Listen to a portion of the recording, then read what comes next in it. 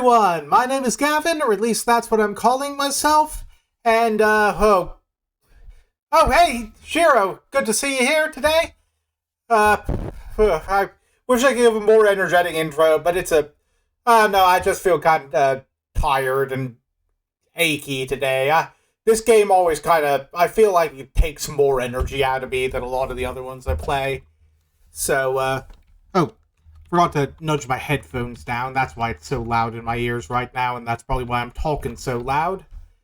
Welcome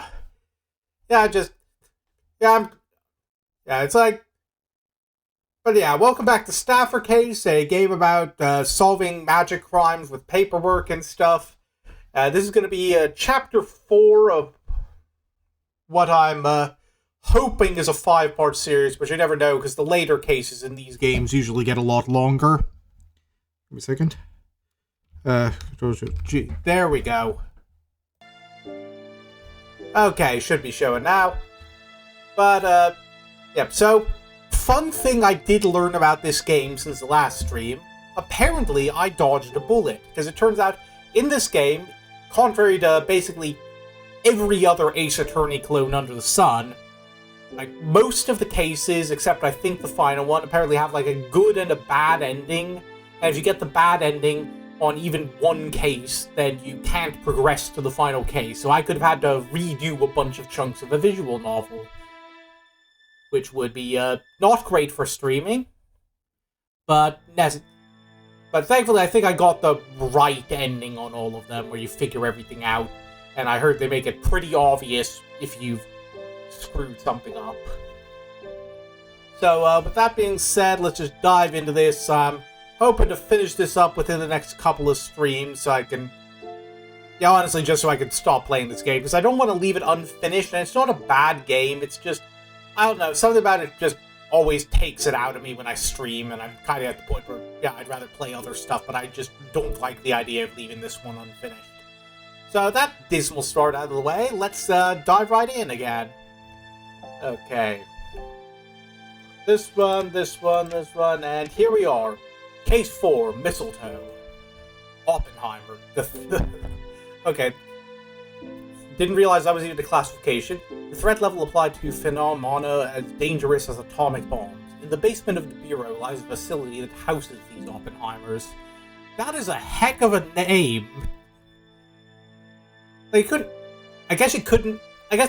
all of the other ones are named after, specific models of different types of weapons. And there aren't really models of atomic bombs, I guess, in the same way that there are models of, guns and tanks. Alright, let's dive into it. The name, Mithril Rudger. Skill, Severance Protection. Threat level, Oppenheimer. That girl's skill separates her body from any damage that may be done to it. No bullet can break her skin. Toxins move straight through her, not affecting her in the slightest. Her skill is activated subconsciously, remaining awake even when she sleeps. To put it in a word, her skill makes her... dang it, I wish I had, the little invincible title card to flash up here. Play a little... I've never even seen the show, I just know the meme. Her skill makes her invincible. So let's get right down to business. How did Miss Mithril die? And also, how did it happen inside the cell she was locked in? Ooh, this is gonna be cool. Okay, so my theory right off the cuff, because I've been working... I've read a story that did something... had a similar, invincible character get killed, and I've been working on a story that has, a similar plot element. It's I wonder if they, cut off the air supply to the cell or something. It protects her from... Oh, wait, I turned on boobs. How did that happen? Hold on a second. Sorry, where was I? Yeah, I'm saying I think they cut her out of the cell, because maybe even if her ability protects her from things that are directly harming her, it can't protect her from the absence of something. That's what I'm guessing, anyway. Yes. Thank you. Huh? Note, is that black tea you're drinking today? It is. Seeing you drink it all the time, Sergeant, got me curious about the taste. Is that so? Would you like some more too, then? No? In the end, it's coffee for me. Showing your true colors.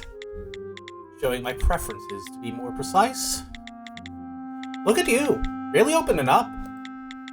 Truly, how long has it been since we were able to put down the paperwork and enjoy a spot of tea? That's all thanks to Note's arrival and the dramatic increase in the speed in which we solve our cases. We don't have a single case in our backlog, and the last few days have been nothing but peace and quiet. You think we might even be able to take Christmas off this year? Wake up from whatever dream you're in. I've never seen a Christmas pass quietly in London. Last year, Santa Claus was wedged in between the bells in the square. And the year before that, there was that incident where a nun was turned into a tree ornament. And 3 years ago, that bloke dressed as Rudolph stabbed a person to death with a candy cane, yeah. Can I really keep living here? Correct and proper reaction to living in London. But we finished that investigation up quickly, and the 4 of us were able to celebrate. We went straight to Johnny's secret spot. Ah? Who's Johnny? Ah? I don't think Johnny's alive no more. What's going on? Why the sudden mood shift? John Meaden. 2 years back, he was a detective here at the Manor Affairs Division. I see. Seems like he worked here before me. They all seem reluctant to give me any details, though. Did something happen to him? You're all here! Who's this now? The chief? Sarge?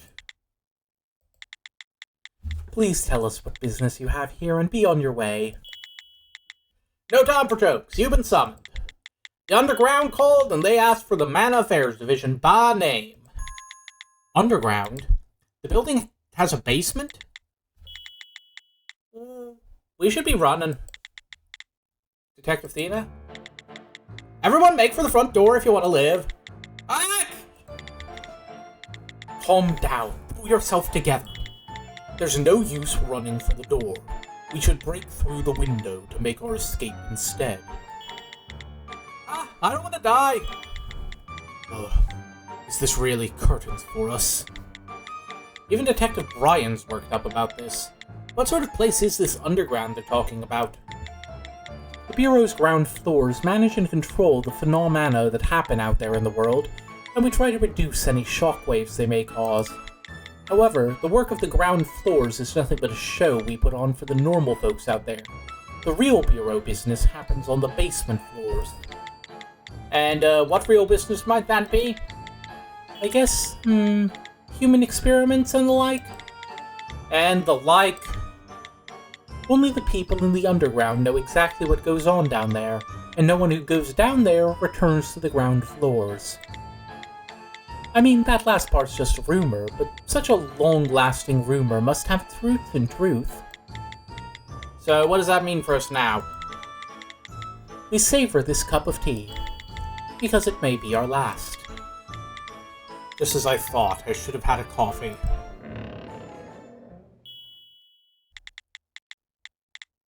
I've come to escort you underground. Please, follow me. What? They're here! You'll never catch me! Wait, rather than pointlessly putting up a fight. Don't come my way!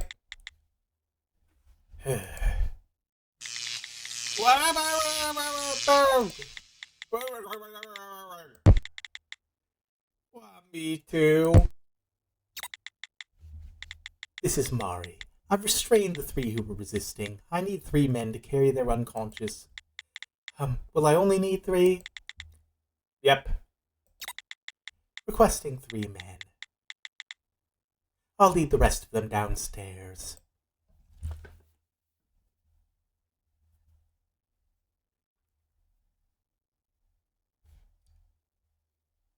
Every so often in this game, I forget we work for the baddies. Who are you? No need to get too friendly. Just call me M. You said Mary before, no? Call me M. Well then, Miss M, why are you taking us to the underground? The underground is where we house the facility that manages our Oppenheimers. I'm a guard down there. Today, there was an incident in the facility. Your division will be investigating it. Yeah, I was starting with, like, kind of a creepy, like, almost going for, like, an Orochimaru voice, but, like, just look at that face. I think she just needs dead inside voice. Oppenheimers?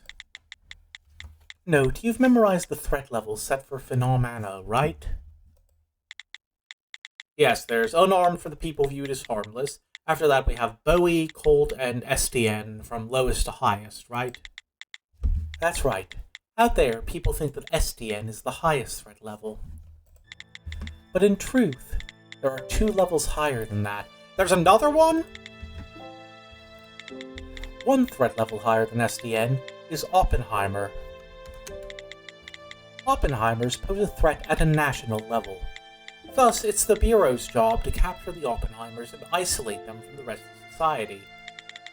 That's probably where we're going, to the facility where they keep the Oppenheimers locked away. I see. Then, what's the next level up? The next level?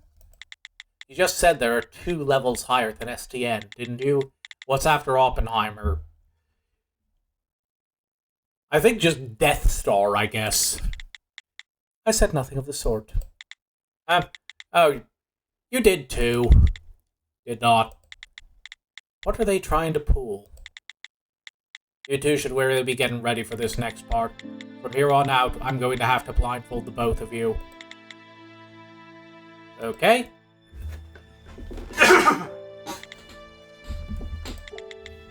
Note, the threat levels were named after the people who dreamed up those weapons. Oh, I get... yes, John Unarmed, the inventor of punching. That last threat level was named after the man who created the nuclear bomb. You know what that means, right? I just want to tell you one thing. Don't think common sense can make heads or tails of anything you're about to see.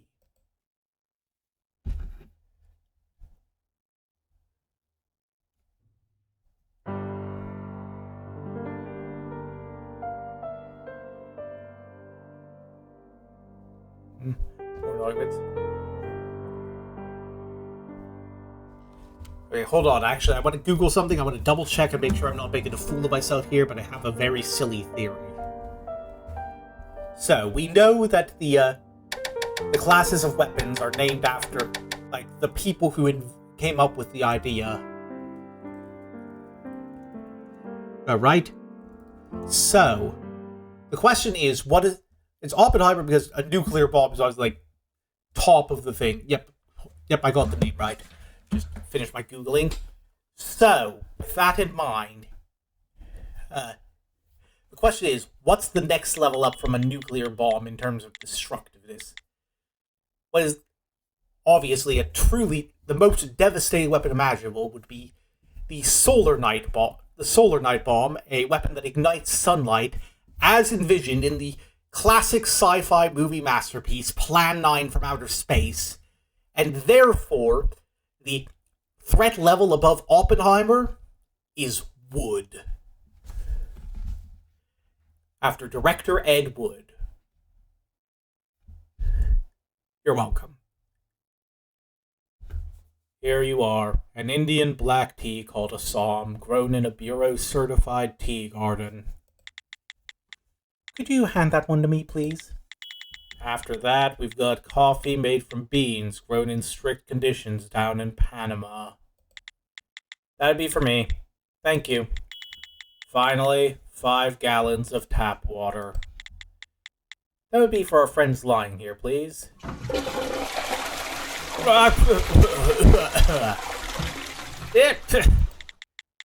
Is this heaven? Please, oh Lord, they all deserve to die. Thena? Andy! Of course, I'm in hell, aren't I? What's that supposed to mean?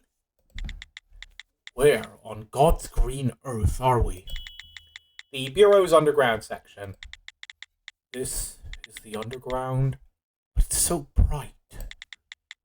Well then, here we have the space reserved for our Oppenheimer staffers. In order to keep their stress levels to a minimum, We tried to construct it to be as similar to the ground floors as we could manage.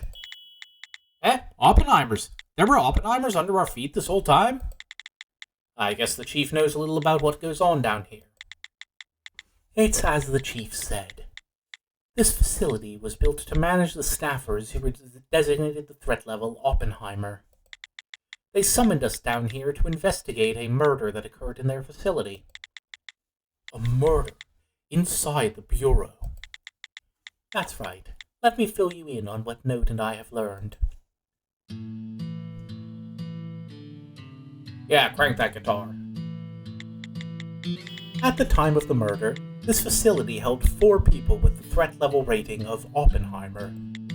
The victim was one of those 4 people, a woman who went by the name of Mithril Rudger. Or Rudger, I guess. Rudger was found dead inside of her private cell at 1 o'clock in the afternoon. The cause of death is currently unknown. The problem is Rudger's skill, severance protection. Her skill disconnected her from anything that would have caused her bodily harm. Moreover, this skill was triggered outside of Rudger's will and knowledge. In a word, she was invincible. Yet despite her skill, her body was found within a tightly controlled facility. The whole situation seems impossible through normal means. Our prime suspects are the 3 Oppenheimer-ranked staffers who were kept alongside her. Since they carry skills with the threat level of Oppenheimer, they may have made the impossible possible.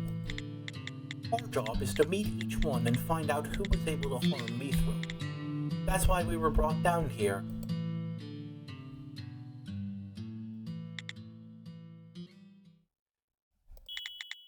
You there, guard. What sort of joke are you lot trying to pull? Consider the value of these Oppenheimers and how much our nation just lost. Think such a thing could have happened despite all this surveillance.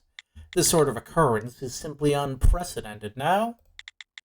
Yet you lot are going to leave such a matter of national importance in the hands of the weakest link of our London branch, the Man of Affairs Division. Have you all lost your minds? So we are the weakest link, I see. This was not my decision. Then whose was it? Wrong voice. Mine.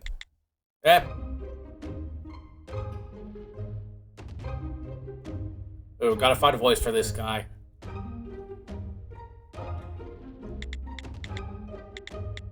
Hey there, Brian. Is that perhaps? Indeed, your assumption is correct.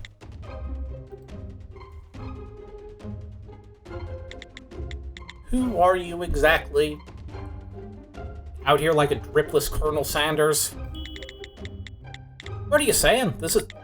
why do I keep doing Thena's voice for the chief? What are you saying? This is Ermin Mond. He's the cabinet secretary. He's famous here at the Bureau. Don't ever cut me... I can't figure out a good voice for him, so I'm probably gonna maim like 5 or 6 different accents until I nail down what I want to do with him.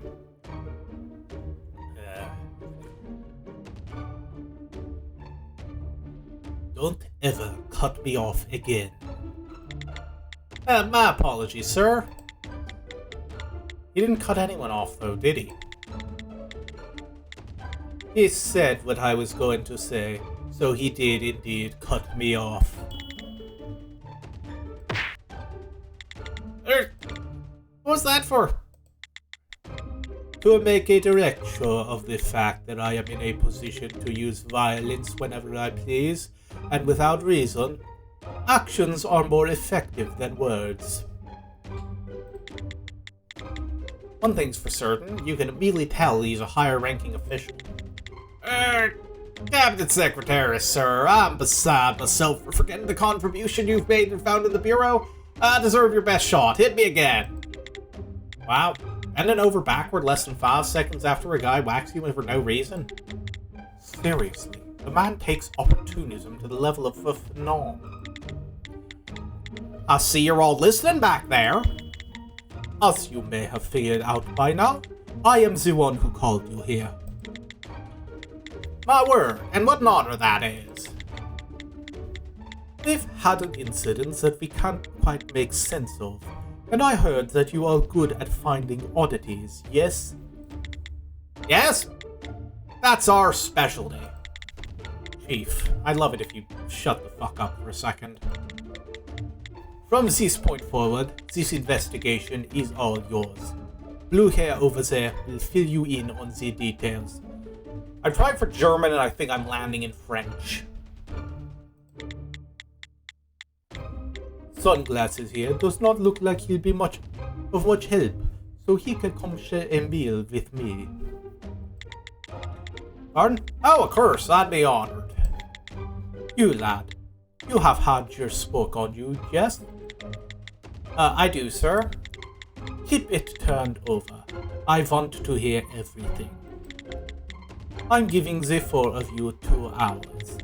While I'm enjoying my meal, I want you to figure everything out about this case, then report back here. Just to warn you, this case is not about finding justice. It's about improving this facility and preventing such a thing from happening again. It's not enough to find our culprit. We need to figure out how and why this happened. If we can't figure all that out, there was no reason for calling you all down here. Please, make me see how valuable your division is. What was that all about? Herman Mond, commonly referred to by his rank of Cabinet Secretary, is the Deputy Director of the Phenomana Bureau. He is 100% the bad guy of this game, and we all know it. He laid the foundations for how we work at the Bureau by creating things like the threat level system. He doesn't do much in the outside world, but he's the de facto head of the Bureau, handling every key issue that lands on his desk by his lonesome. I heard rumors he was eccentric, but he put those rumors to shame. I'm just glad he didn't turn his harassment our way. I wouldn't breathe that sigh of relief just yet. Huh? We just came to know a lot of the truths wrapped up in this secret facility. If the Cabinet Secretary doesn't view us as valuable enough to keep on living, there's a high possibility we could be removed for secrecy's sake. Actually, since it's the Cabinet Secretary we're talking about, I'm sure he'd do just that. To sum up everything, we just have to solve the case down here. Then we've got nothing to worry about. This is our specialty. That's quite the arrogant way of putting it. But, it's just as note says, our job remains what it always is. Whether our lives hang in the balance or not, nothing changes. We've got to put everything we have into solving this case. Heh. That we must. Well then, shall we be off as usual with our minds perfectly at ease? I don't think that's what she meant. Shall we start off by having a look at the body? Guard, could you please lead us in that direction? Right away, follow me. I think the monotone wasn't quite doing it for her, so I'm trying to shift into kind of like a head pixie from Fairly Odd Parents. A little bit more inflection there, still boring though. Hello, corpse. You look tinier than expected. This is the scene of the crime. A prison cell made of glass. This feels like a giant aquarium tank. Also, are these two rooms attached to each other? Are these the victim's living quarters? Yes, all of our Oppenheimer's living quarters are just like this. And the room to the right? That's a lounge where our Oppenheimers can go to let off a little steam, and not just the victim. All Oppenheimers use that room. Why is it attached to the victim's room, though? I'll explain that later. I see the body's still in there. No plans for an autopsy? We can't. Excuse me? That's as much as I can tell you about that. The Cabinet Secretary ordered me to only answer questions about this facility. Well then, we'll have to figure out the rest over the course of our investigation. Can't be helped. You ready, Note? Yep. Good. Let's investigate any part of the room you deem suspicious. Alright. Let's start to poke around.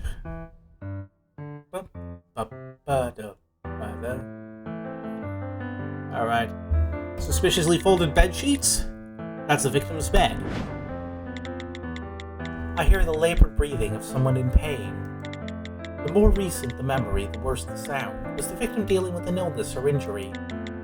It seems quite likely that the victim's death was far from quick, taking her slowly instead. Okay, so my theory about, they cut off the oxygen to the cell somehow might be right. I hope we can find what caused it.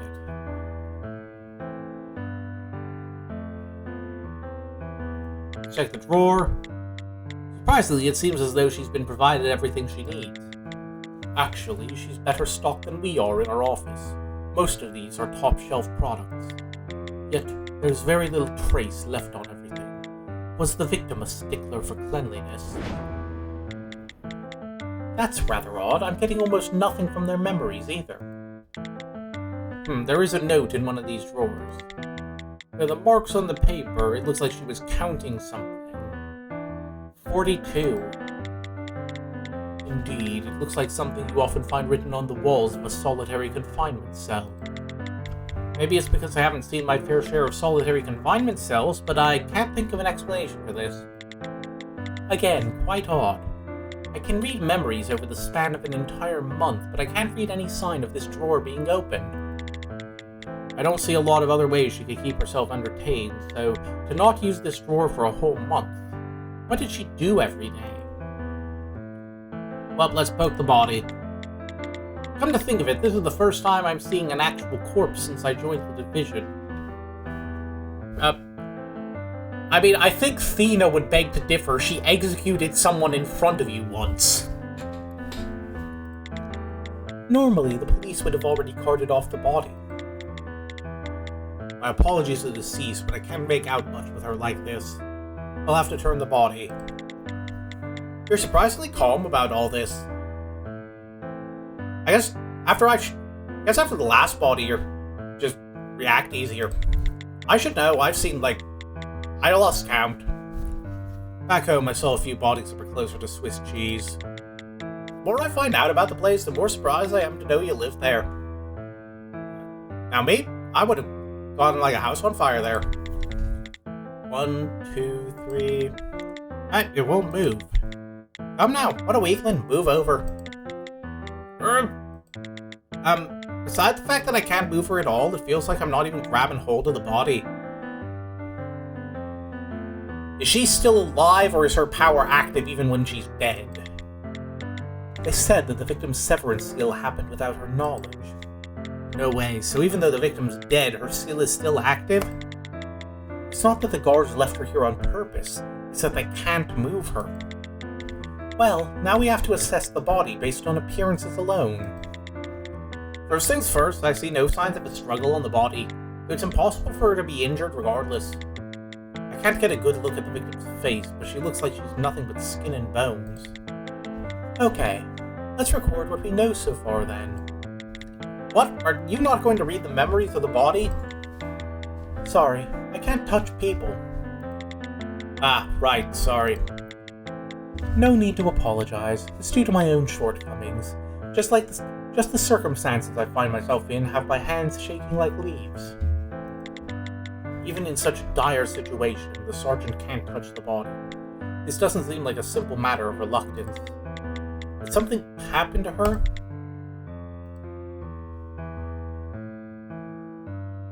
Alright, let's go. Come on, come on. I think we've investigated everything we can. So, leaving the body like that is because you have no means of moving it, huh? Isn't it okay for you to at least answer me that? Alright. Once your investigation is complete, we're going to pull up the whole floor and ship her off. As expected, the underground works on different scales. Imagine a staffer that requires so much effort just to move her body. They said that according to her bureau file, poison doesn't affect her either, so how on earth was she killed? You said I could ask whatever about the facility, but do you think I could get the victim's bureau file? Sure, here you go. Thank you, huh? 2 documents? Ooh, it's getting spicier. I was worried they were going to give us nothing. No way, they managed to write about her skill in such detail. Is this only because she's an Oppenheimer? No, it has nothing to do with her threat level. The Bureau has bureau file addendums on every staffer, but like I said before, we can't access that information since our clearance is so low. That's upsetting. If we had access to this much information, we could solve our cases in no time. Were they really able to pick on us just because we're that low on the totem pole? No. From what I know, the Mana Affairs Division was demoted because 2 years ago. And you weren't able to find any records of the victim from before her time here. That's right. I haven't been here that long myself, so I can't tell you the exact circumstances, but we've got absolutely no information about what Mithril did before coming here. That's odd. It shouldn't be that hard for the Bureau to track down information on one woman. Well, enough about Bureau files. I'd like to know how your inmates spend most of their time. Alright, let me fill you in. Would you mind leaning back against... sorry, wrong voice again. Would you mind leaning back against this wall as you do? Alright. Yep. Lie detection time. All our inmates live in glass cells, as you can see here. As a rule, contact between inmates is strictly forbidden. We serve the inmates whatever food they request, but they aren't allowed to refuse meals. Besides a few prohibited items, we supply our inmates with anything they request. In addition, inmates are allowed to spend some free time in the lounge every 10 days to relieve them of any built-up stress. For the safety of everyone, inmates are not allowed the free use of their skills. However, we do allow inmates to use their skills once every 15 days. With everyone abiding by these rules, we should have seen 0 health problems. But for some reason, this inmate recently started losing a lot of weight. So they're allowed to use their skills once every 15 days. That's right. We have mana detecting staff set up here and there. When an Oppenheimer uses his or her skill, a large amount of mana is released, triggering an alarm. That goes for all but the ones with their skills always active. We have a record of who uses their skills at what times right here. What would happen if inmates were to use their skills 2 times within a 15-day period? The restraints they wear around their necks would inject a neurotoxin into their bodies, killing them. It's brutal, but there's simply no other choice. You have no idea what damage an Oppenheimer's skill is capable of. If that's the case, why not ban the use of skills entirely? Great, thank you for your statement, Miss M. No response. Is she just refusing to respond to anything but questions about the facility? Well then, shall we investigate the lounge next door? No, I would like you to investigate that room after we meet with our suspects. I think it would be more efficient if we collect the suspect's fingerprints and footprints first. Right. Since all of the inmates use that room, that sounds like the right move. Where do we have to go to meet your other Oppenheimers? Here, a map of the facility. Well then, where shall we head to first?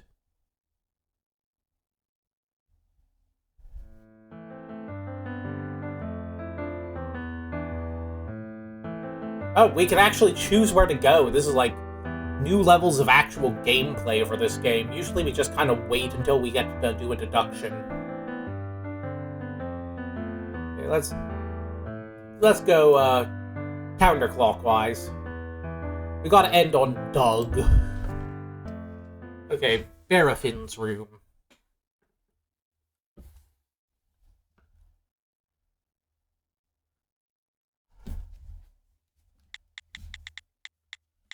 This cell belongs to the female Oppenheimer, Shia Barafin, the most dangerous person in this facility.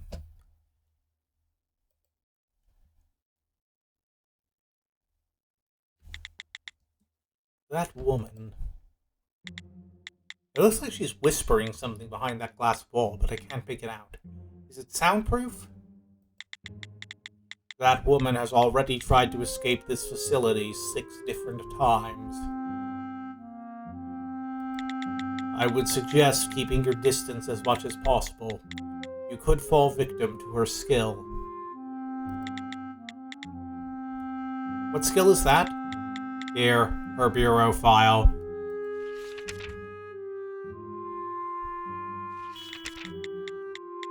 Compulsory trust. That her skill allows her to manipulate a person's psyche. I see. To put it in even simpler terms, she can make people unconditionally believe anything she says. The old Lila Rossi special. I don't think that's dangerous enough to compare her to a nuclear bomb. She's packing quite a dangerous weapon, then. I would have to agree. Really? I don't think it merits locking the woman up. Note, are you stupid? If you... there's already crazy amounts of bigotry against, magic people in this world, where, someone whose power is making invisible blocks is considered too dangerous for legitimate work and whatnot. And this is a woman who, if she wanted to, could just stroll into the Buckingham Palace and go, "Hello, yes, I'm the Federal Nuclear Codes Inspector." Note, you're still not all too familiar with Phenomena, are you? Not big explosions and things break into bits to make someone dangerous. Skills are all about how you use them. So even though Pandy's skill doesn't cause destruction, she's still rated an STN. You're an STN, Sergeant? Yes, did I not tell you?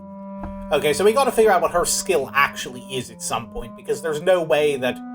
I know we were just talking about, it's not how explosive your skill is, it's how you use them, but, I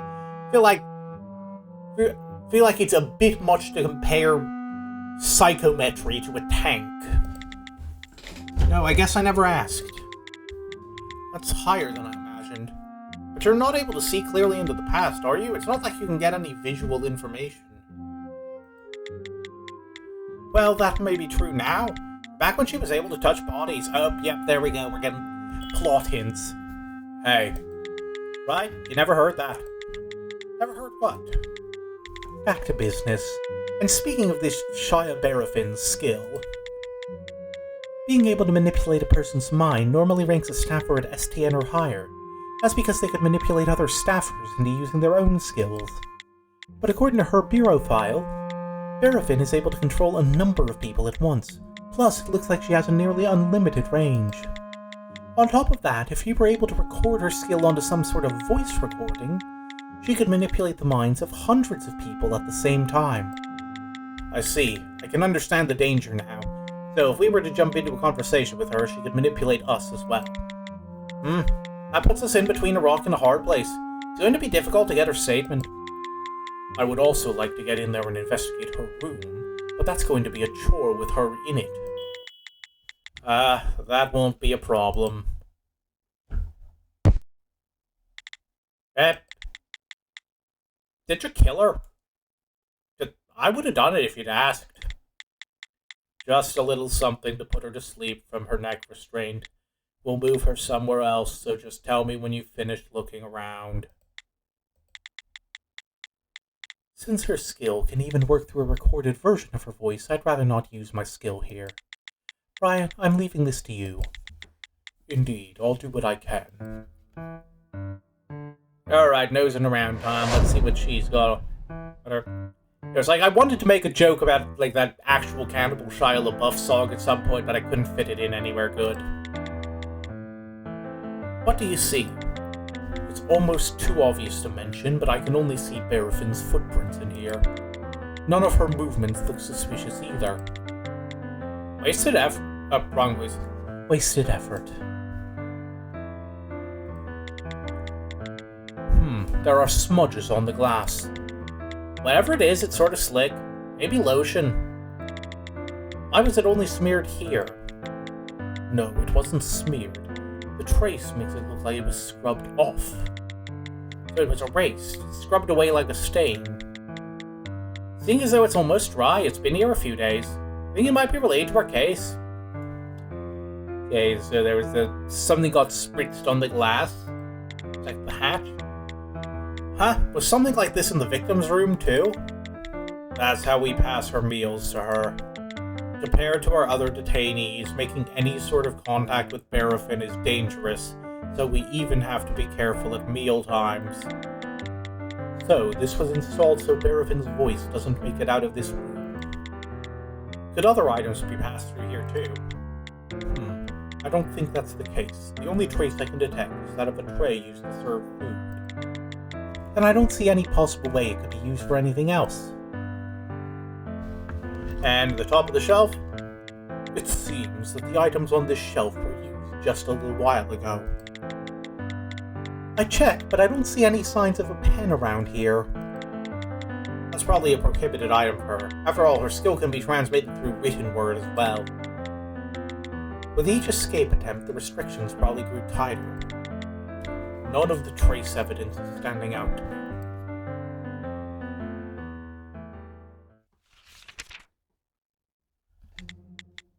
Nothing stands out as particularly suspect. She doesn't have all that much stuff to begin with.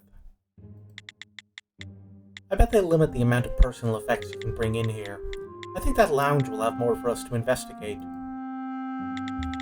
I have no idea what sort of person Miss Paraffin is, so I really couldn't tell you. I wish we could get a statement from her. That would be dangerous. The last time she used her skill was 16 days ago. She's allowed to use it now. Speaking of which, Miss M, when Miss Paraffin used her skill 16 days ago, what lies did she tell? We haven't figured that out yet. Pardon, isn't that dangerous to have out there? No need to worry. All surveillance personnel working here at the time she used her skill have since been replaced. It went that far? Guess that's how dangerous her skill is. Well then, shall we say we're finished investigating this room? We should move on to our next destination.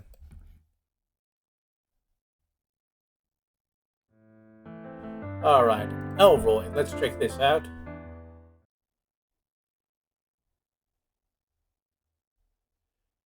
Isn't that the kid from the Jetsons, now that I think about it? This cell belongs to the male Oppenheimer, Morlo Elroy.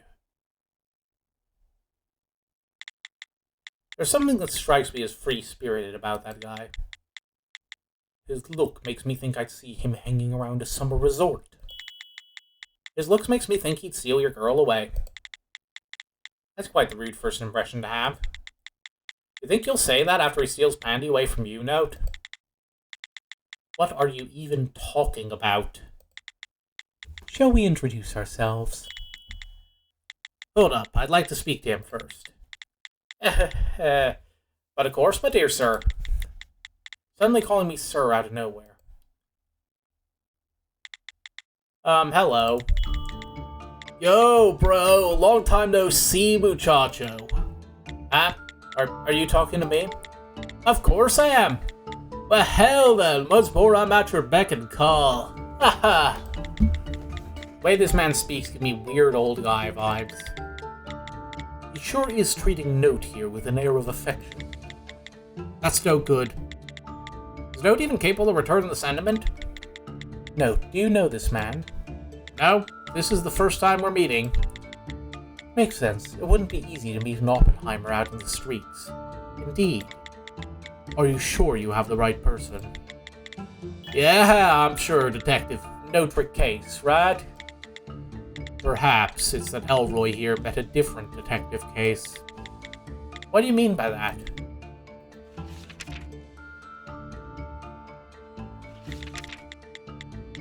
This bureau file, does she want me to figure out the rest out on my own?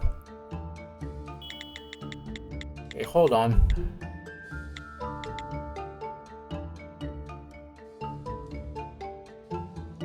Oh, this is actually kind of neat. I remember there's like a original superhero idea thing I was working on in my spare time, and I gave like one of the villains a similar ability. Retrograde memory transmission. From the name alone, I can't tell what sort of skill that might be.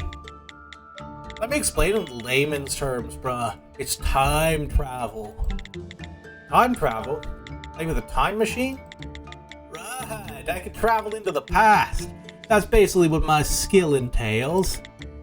However, the only thing able to be sent back is my memories, not my body. I guess you could say that's the difference between me and a time machine, yeah?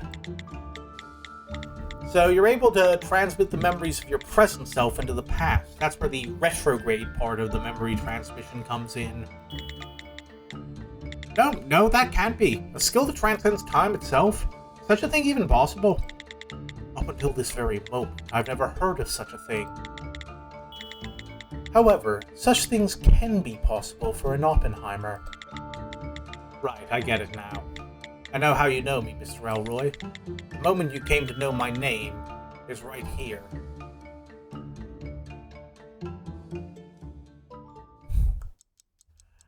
We gotta point out when he used his ability, don't we? It's like they gave us a record somewhere over here, didn't they? So that would be 12:10, about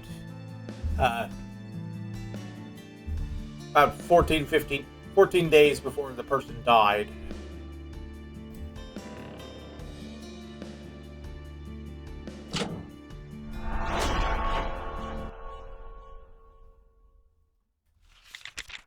Mr. Elroy, according to this record, you released a large amount of mana on the 10th of this month. Yeah, that's right. According to your bureau file, whenever you receive memories from the future, that's when you exude such large amounts of mana. In other words, on that day, you received memories from the future. Which brings me back to my point in all of this, the way you know my name. It's simple. You have a memory of meeting me before. But, note, didn't you just say you've never met the guy? Perhaps it isn't about them having met in the past. In all the memories Elroy acquired from the future, there must have been a memory of meeting Note. That must be it. That's exactly right. You don't disappoint, bro. Why's he gotta call us bro? And what exactly did I do in the future? I'm not sure if future is the appropriate term when we're talking about memories you acquired 10 days in the past. Okay, new crackpot theory. Because we're in case 4. I'm going to say Elroy did it. And the reason I think Elroy did it is because in the original timeline, something big would have happened in case 5. Some big disaster would have led to No Trick and Elroy meeting under much less favorable circumstances. It was too late to stop whatever big horrible thing happened. Like maybe Note gets like sent to the facility for some reason, and it's kind of like a hypothetical future bad ending. And as a result of that, he sent his memories back in time to now. And then he found a way to kill the person so that Note would get called in to investigate and he could do something to prep him for what's going to happen ahead of time. But yeah, that's going to be plausible theory here. This is all really confusing, so let's call Elroy's experiences the previous timeline. Mr. Elroy, how exactly did we meet in the previous timeline? It's rather obvious. We met when you came to investigate that Rutger woman's death. Speaking of which, would you mind making an official statement about her? Oh, of course, good buddy. Well then, please rest your hand on the wall and begin.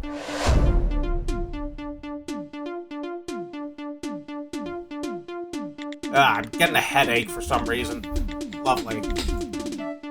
The incident you're talking about played out the exact same way in the previous timeline. I was shocked. I saw that woman the day before everything went down, and she looked so healthy. Just like in this timeline, you all came and did your investigation. For the future, you solved the case without a hitch. Then you told me everything that happened. That's when I used my skill, and I returned to December 10th. I'm trying to do a Surfer Bro accent for him, but I can't seem to do that. I think that pretty much covers it. First off, we could say that he probably wasn't lying. I caught the criminal in the future timeline. You did, and I must say your reasoning was quite impressive. How else could I call you all my bros? Well, do you know how the victim died? Of course. Then please tell us. I can't. What? Is that because he really knows nothing at all? The fact that he knows who the culprit is and says nothing is definitely suspicious behavior. Hold your horses. I've got reasons why I can't tell you who did it. Reasons? The first reason is that any interference on my part might alter the future. It's not a question of might. Plus, we have to prove our findings to the cabinet secretary to show him our value, and we have no idea what might happen if we tried to cheat. And the second reason, bro, is because you need to fully grasp what's happening with this case. What on earth is that supposed to mean? I can't answer that. I might accidentally give you a hint. Alright, that's all I gotta say about that. Head off to some other place, shoo. I have one more question for you. Mr. Elroy, you knew this was going to happen, right? Why not put a stop to it before it began? About that. If you catch up to the you in the other timeline, I'll tell you then. Well, it seems as though I've found out all I can here. As for our time traveler, Morlo Elroy, I have no idea what to think. Logical, I guess. But yeah, I'm leaning towards he staged this whole thing because he needed to convince Note of something.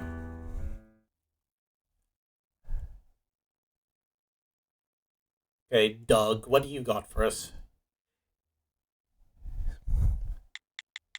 This cell belongs to the Oppenheimer Douglas Touchstone, a male. When you talk to him, be careful what you say. Be careful? Is he super sensitive or something? Just from the look of him, I can guess why. That is a child. You've got to be kidding me. A boy? Wow. Investigators? Huh? Sir, are you a private investigator? No, I mean, I did work at the office of a private investigator before. Wow! Wowee! You think he might explode if I keep going? You should do something before that happens. I've never even had a conversation with someone so young. Do you, like investigators? Oh my god, how'd you know? You really are an investigator. I bet you could figure out everything there is to know about a person with a single handshake. I mean, it's not like I've shaken your hand. A fine point! That's expected from a star investigator. Seems like an ordinary kid. Why keep a kid like this?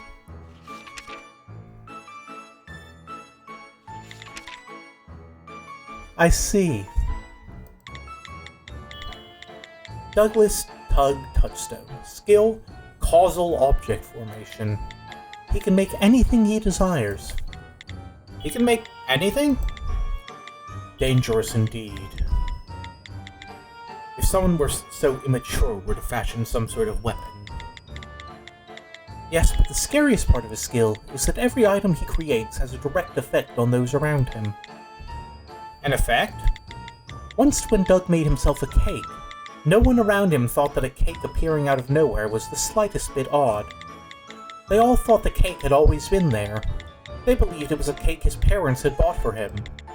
It was only after they realized that the cakery was closed that they figured out Doug had created it using his skill. And his skill reworks memory. In that way, the objects he creates meld seamlessly with this world. To think a kid that cute could have a skill so utterly terrifying. Sergeant, they keep children here. Indeed, what luck. What? Usually, a staffer's skill manifests itself at the age of 9. The younger the child, though, the more difficult it is for them to control their skill.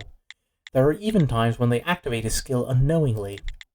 If a child this young carrying this dangerous of a skill, unaware of said skill, mind you, were to be let loose upon the world, I don't even want to imagine what might happen. I guess you're right, but I really can't fathom it. Alright, so basically this kid's here because there was the non-zero chance he could retcon Barney the dinosaur into existence.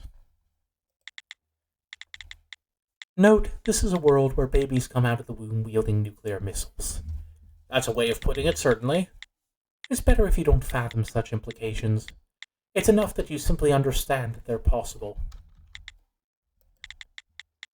Still, do you think this kid was involved in our case? I sure hope he wasn't. I happen to like children. But, what are investigators like you doing here? Are you here on a case? Was there a murder? Yes, it certainly seems that way. Wow! Tell me if there's anything I can do to help.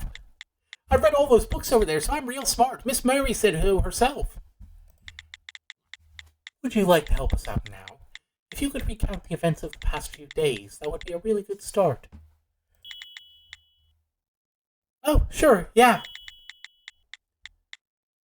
Well then, Doug, could you touch this wall and tell the nice woman everything?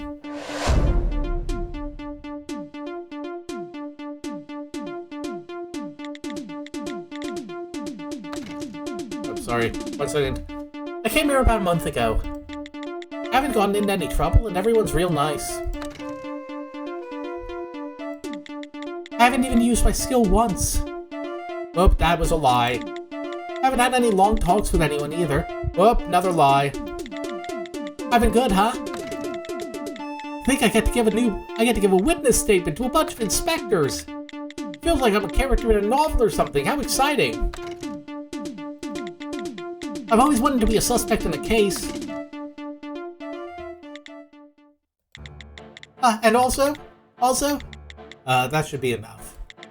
Guard, have you, by chance, told the lad about the death of his victim? Or, the death of the victim, not his victim, hopefully. No, we haven't.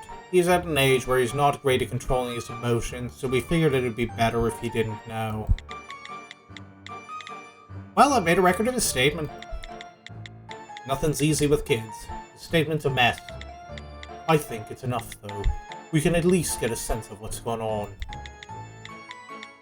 Even if we can get a sense of things, we have no guarantee if any of that was true. Kids, especially, are known for telling fibs. I'd sooner trust a politician than a child I just met. Sergeant, didn't you just say you like kids? I like them better than I do adults. Their lies are easier to see through. She may not be wrong. In the statement Doug just made, I can see at least 2 lies.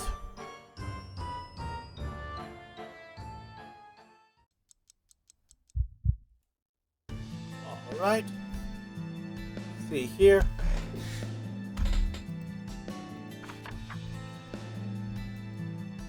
Or was it, Okay, so let's pin this here. Okay, we know this is a lie because we've got the document here.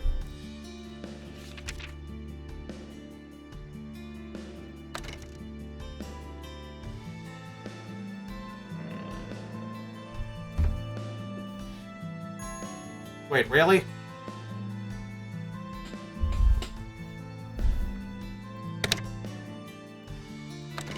Or do I have to pick a clue itself? There we go. Doug, this is a record of when the Oppenheimers in this facility used their skills. You said you didn't use your skill here, but there's a record of you using it. You lied to us, huh? I'm sorry. I'm a bad boy. I'm the worst boy in the whole world. I wouldn't go that far. There's no one in this world who's never told a lie. It's not because of the lie, it's because I used my skill. I went and used it again, so I have to keep living here, because I'm a bad boy. They're teaching them from this young an age that using skills is some sort of sin. That way, the Bureau is able to maintain control of the staffers. We heard that your skill allows you to create whatever you want. What did you make this time? I don't know. Whenever I use my skill, it's like the thing's been there forever, so even I don't know what I made. Even the maker doesn't know what he's crafted. That's not good. Doug can't tell what he's made, but the person who observes him must have figured it out. Let's ask around later. But, Doug, don't you have something else you'd like to tell us? Huh? You can't fool adults. There was one more lie in the statement you made, wasn't there, Doug? Okay, so we know which the statement is that he didn't have any long talks with anyone, so let's go back through the records for that. I don't think there was anything about him, Was there anything about him talking to someone else?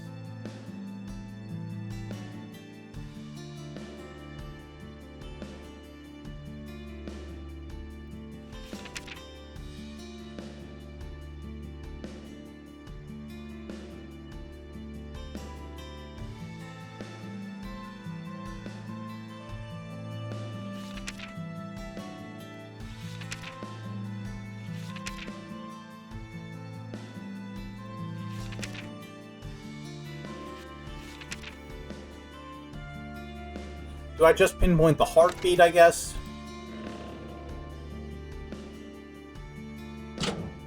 Okay, yeah, that's good enough, I guess. Detective Athena, about the abnormal heartbeat here. Aha, it shows a contradiction, right? Seriously, I just can't keep up with how fast you are. Let me point something out a few times. Am I really that fast? Well, thank you for confirming my suspicion. There's no other reason for this abnormal heartbeat. This one's a lie. Doug, you were lying about not getting to know the people here, weren't you? You know about that? Yes, because we're investigators. Of course! You can see what sort of relationship two people have just from the looks on their faces. Sure, we'll go with that. Sounds like he thinks investigators have some sort of supernatural power. Considering that the work we do is closer to psychic work than inspecting work, he's not wrong. To tell the truth, out of all the people here, there's one I've gotten to know. Who's that? Miss Mithril. That would be Mithril Rudger, the victim. Unlike the other people, I get to see Miss Mithril when I go to the lounge. Since there's glass between us, I don't know her voice. But when we write letters on the glass and breathe on them like this, we can send messages to each other. Oh, you know what I bet this is? Okay, new theory. I'm making crackpot theories left, right, and center. I don't know how many of these are going to be true. I think Shia wrote on the glass and convinced him that she's Mithril and used that in a plot somehow. But I got caught. Miss Mary sure did get angry, though. What do you... Yeah, because there was the smear of something being wiped up on Shia's cell window. What do you usually talk about with Mithril about? Mostly about books. I told her about the awesome mystery novel I just read, too. A mystery novel? It's called The Tragedy at the House of Mirrors. It's so cool. It's in the lounge. You should read it, too. Right, I'll check it out if I have a spare minute. I do enjoy a good mystery novel. It's about a young woman who becomes the target of a serial killer, so the man who once fell in love with her makes a plan to protect her. However, the plan actually ends up getting her killed. So it ends with the man killing himself. Why does the kid have to go and spoil the ending like it's nothing? When you put together kids and mystery novels, you're setting yourself up for nothing less than an explosion. Well then, where was the last time you saw Mithril? My last time in the lounge was last week, so that'd be 6 days ago. At that time, did you notice anything strange? Anything strange? Nope. I see. I wouldn't call it strange, but Miss Mithril was looking a bit pale. She looked a little skinnier, too. That reminds me, she said she normally doesn't feel well once a month, so she takes medicine to help with the pain. Pain meds once a month. Well, she's suffering from some sort of illness. But the guard didn't say. Probably just her period. Oh, yeah. However, about her taking pain medication. Should we stop there with our questioning for the kid? We've got other places to check out. Right. You're going already? Of course you are. Since you're investigators, I bet you're really busy. Nice to meet you all. I love mystery novels, so it's always been a dream of mine to be wrapped up in a case like this. You want to be involved? Not solving the case? A person like me could never solve a case. I could never become an investigator, because I'm a bad boy. I'm just happy to be talking to you, Mr. Investigator. I'd be like one of the characters in my novels. I'm going to be adopting Doug by the end of this, aren't I? We'll be back. When we do, we'll be sure to tell you how we solved the case. Woohoo! Please do! Note, let's move on. Okay. Bye-bye! It's like, I can see the emotional manipulation, and it's working.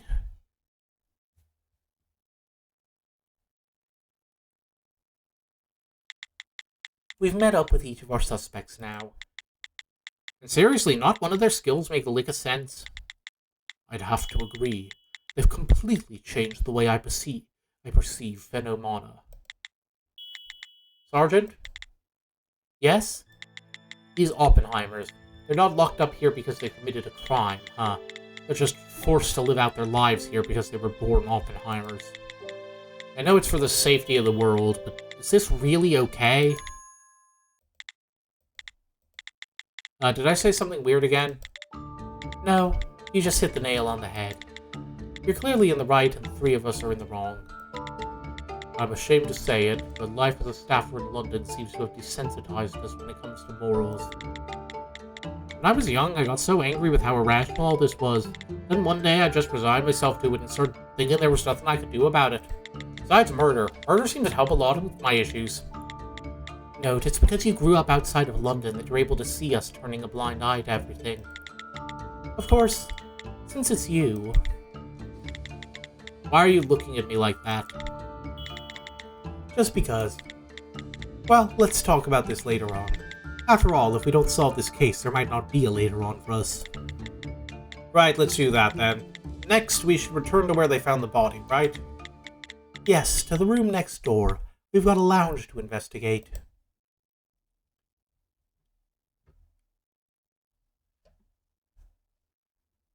Alright, let's poke around in the lounge. Really hoping we can finally get to some deducing soon. It's been... Like, we got a couple snippets there, but, like, I feel like this game takes way too long each case to get you into the proper gameplay. It's just a lot of reading up and build up until you finally get to do something. And or maybe I'm just grumpy. I feel like I think the second case was a lot better about it, but I feel like the third one was really bad about drawing things out. Even at second glance, you can see that this place is set up weird. It looks like the two rooms are actually one. They must have had a reason for setting it up like this. Though when we asked Em, she didn't have an answer for us. She said she'd tell us about it later, though, right? There's no one here who can remember why... Oh, sorry. Wrong voice. There's no one here who can remember why it was set up like this. Not even the architect remembers. The lounge. He created the lounge. What? Thus, we're led to believe that the odd layout of this building is from an Oppenheimer, and we're guessing it's Doug who used his skill to make it like this. Of course. Doug's skill can manipulate matter and the memories associated with it. That would make sense considering even the architect doesn't remember making it like this. But what exactly is the part he created? In a facility created to isolate each inmate, it would be rather odd to attach a recreational space directly to an inmate's cell. They would never have approved the construction of such a space right next to an inmate's cell. No way. Then did Doug create this whole room? We can't be sure of anything. It's just our guess. Then, does that mean that this lounge never existed in the first place? This room came to exist in an instant, but no one found that suspicious. Yet, even though the hypothesis seems logical, no one can say for sure. This is the true power of an Oppenheimer. If this whole room is a single entity created with Doug's skill, how does that affect our case? And why did Doug wish for a lounge like this in the first place? Someone mentioned that the Oppenheimers were only allowed to bring personal items into their rooms after a thorough inspection from the guards, yes? We can't tell how exactly the victim died, but if there is a murder weapon in this case, it's probably one of the items in that lounge. Let's examine every book on the shelf and every fingerprint. We've got to be thorough. All right.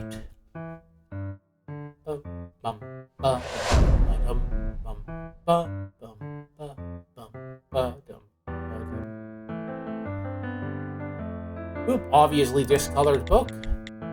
Detective Brian, has the victim read any of these books? Let's see.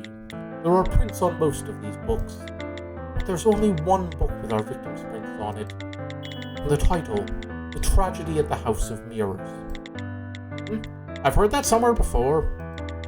It's the mystery novel Doug was talking about. Ah, the one he spoiled the ending of.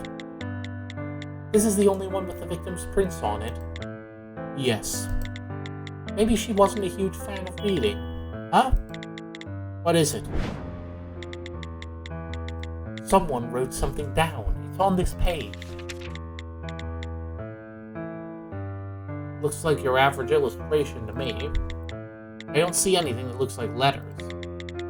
Look carefully. You see that ink smudge on the top left of the page? There is a message written here. Someone must have rubbed it away with spit or something. To write a message in such small letters, you'd have a hard time finding it if you didn't read the book cover to cover. It's highly likely that our inmates were sending each other messages where the guards couldn't find them. Sergeant, you restored the message written on that page before. Could you do that again? Unfortunately, the writer didn't press down very hard with her writing instrument, so it'd be a hard ask. I can only make out two words. Meals and die. Die.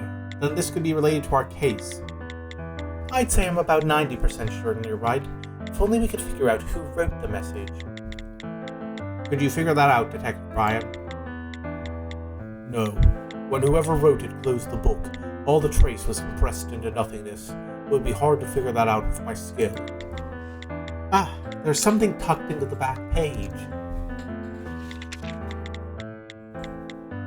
Impressions? I see Doug spoiled the ending here too. It says that all inmates who read the book must write their impressions about it. And it seems that only 3 of our inmates read this novel. Then the person who wrote the message must be one of these 3. I should take this list of impressions with me. Should we tear out that page and take it with us? Can we really just rip a page out of the book? It'll be fine. This is an emergency. Okay, let's check the medicine cabinet. It's probably not poison, because she's explicitly immune to that, but it's worth a look. It's cold. This must be a fridge too. Since the door is transparent, we can see inside. They've got all sorts of medications stored in here. The door's locked. I could hold... Oh, 1 second.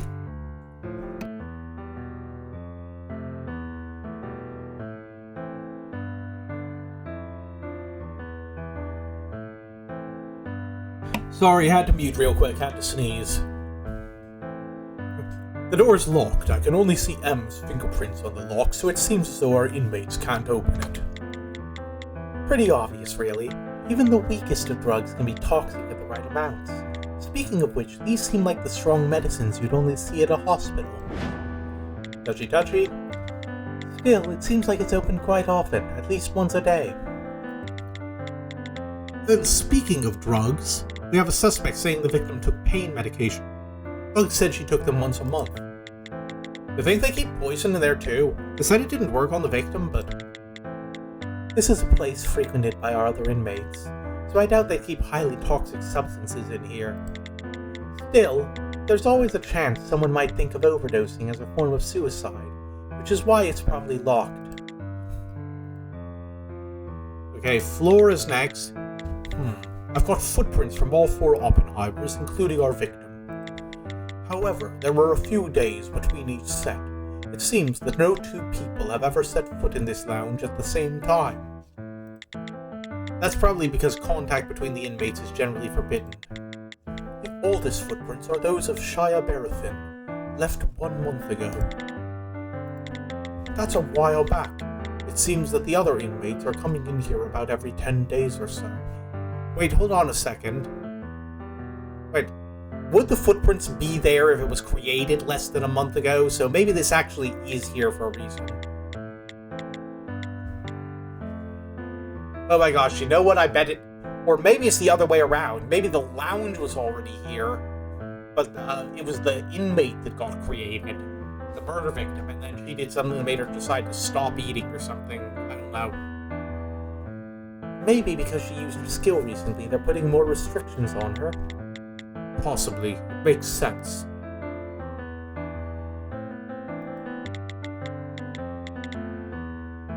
Looks like the fridge is stocked with food. Ah! Look! What is it? They have caviar! A whole box of it! Ah, you can tell the liquor is expensive just from looking at it. With only 4 people locked up in such a large space, I guess they've got the money to splurge on the good stuff. I'd be okay with living down here 1 day a week. I know you're joking, but you should refrain from saying such things. It's rude to those actually locked up down here. Speaking of good stuff, the tea Miss M brought you was pretty good, right? Was that stuff top shelf too?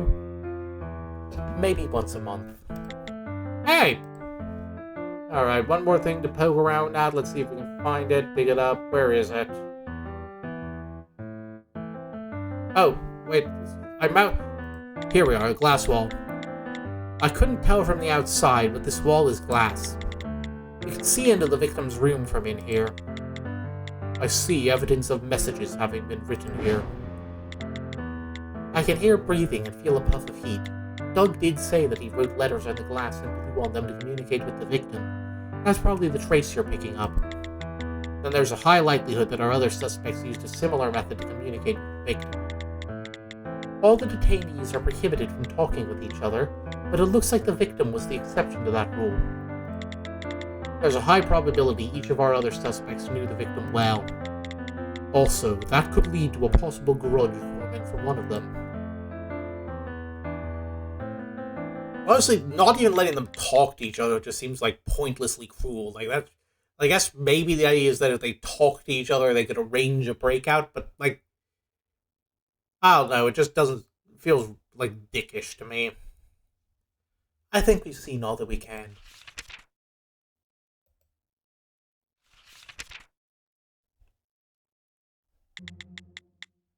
But like Pandy said, isn't there something in here that was responsible for the victim's death?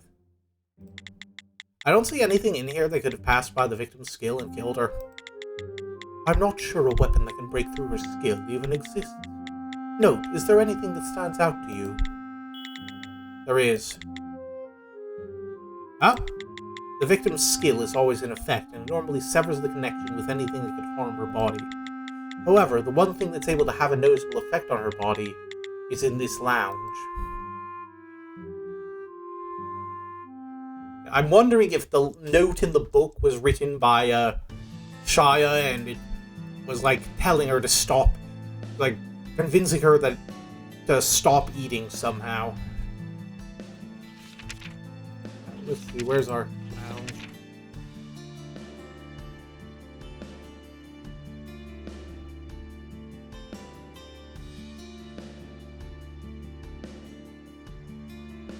Okay, so first guess is going to be the pain medication, because if she was taking it, then it could affect her. Oh, guess that was it, yeah. The one thing able to kill the victim is the medicine in that fridge. The medicine in the fridge? Specifically, the pain medication, right? Yes, there's a high probability that the victim could have overdosed on pain medication. No, the victim's skill severs the effects of all toxins. They said it stops poisons, but then how would pain medications even work on her? According to her bureau file, the target of her severing skill changes with her mindset. Painkillers weren't created to bring harm to a person's body. Oh yeah, I didn't read that thoroughly, I should check that. Or was it,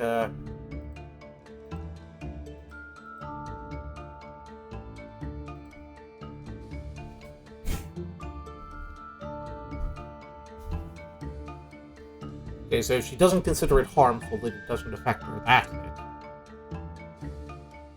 Also, her body doesn't process oysters, apparently. That's interesting to know. Painkillers weren't created to bring harm to a person's body, thus it's possible that her skill doesn't sever those effects. Actually, it's extremely likely. According to Doug, after all, the victim said she took pain medication. I see. That means the medication worked on our victim. There's no way she'd continue taking medication if it had no effect on her. Your logic is sound, no? Ah, then maybe the victim took too many pills on accident and... Nope, we talked about that before. For pain medications like that to be toxic, you'd have to be taking them at high doses over a long period of time. If it was just a mistaken dosage, it wouldn't be enough to kill her. So maybe someone was slowly wrong voice. So maybe someone was slowly feeding her high doses of pain medicine over a long enough time. And as we thought, murder, huh? With a target locked up in a facility, carefully monitored and controlled, you think someone could be slipping her a toxic substance for long enough? There's a high possibility someone altered the food distribution process in some way. Their meals. It's hard to consider this a coincidence. But first of all, we need to know how food is distributed. Miss M, how are meals prepared here? Since that's a question about the facility, you can answer that, right? We give out meals 3 times a day. Breakfast is at 7, lunch is at 12, and dinner is at 6. We normally prepare what our Oppenheimers request, but on days they don't put in an order, we serve them a balanced meal. We have a person who's in charge of supplying the ingredients, but I handle everything from the cooking to the distribution of the food. Then I dish out all of the food onto plastic trays and deliver it to our Oppenheimers. Then you cook it all yourself. That means there's no room for anyone to slip something into it. Is there perhaps anything of note about how you prepare or deliver the food? There is. To prevent any sort of sound from escaping Barafin's room, I pass her food through that special door. We talked about that before. And as for the victim, I grind up 20 tablets of pain medication and sprinkle it onto her meal. Oh, so we're getting it right away. Eh? What did you just say? Oh, what? Why? Why on earth would you presume to do such a thing? Why else, to maintain the health of our inmate, is one of the principles that this facility is founded upon. That's ridiculous. That sort of thing wouldn't make an inmate more healthy. No, it really does. It's one of our founding principles. Is anyone else finding it extremely odd that she's so serious about this? No, I'm pretty sure you're right to think that, Lena. The strange thing is that our guard, M, isn't able to think logically about this one issue in particular. It's like something's derailing her thought process. No way. Is the reason for missing strange claims because of that? Okay, so I don't think I even need to explain the logic train on this one, do I? Just getting a quick swig of water. Alright. Which file was it again, Barafin?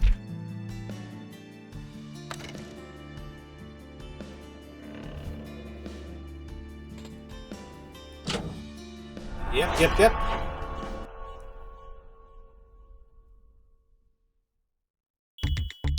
Compulsory trust. That's Shia Barafin's skill, right? Indeed, there's no other explanation. M has already fallen victim to that woman's skill.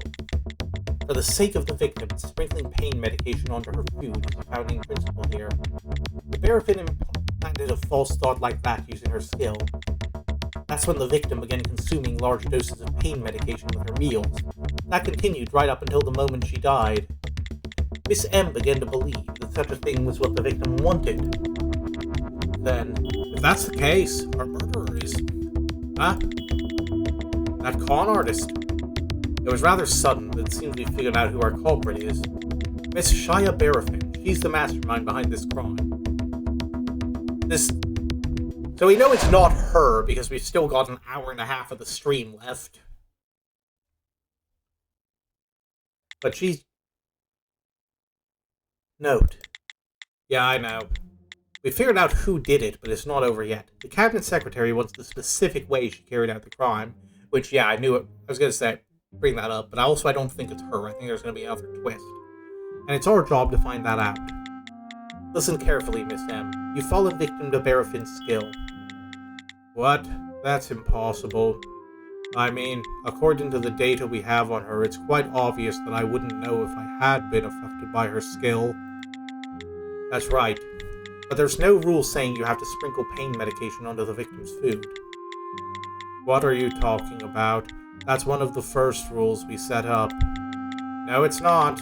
That's just a rule Miss Barafin implanted in your mind with her brainwashing skill. I have no idea what you're talking about. It's no use. It seems once the thought is implanted, the skill doesn't allow you to doubt it ever again. That's more terrifying than I could have imagined. And will never understand her role in this murder. It's going to be impossible to make her understand that her thought process was concocted by someone else. It would be faster to show Miss M when she was hit with the skill instead.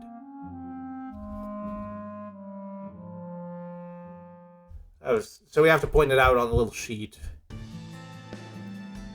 Starting off with the softballs here, now that we're getting into gameplay, I see.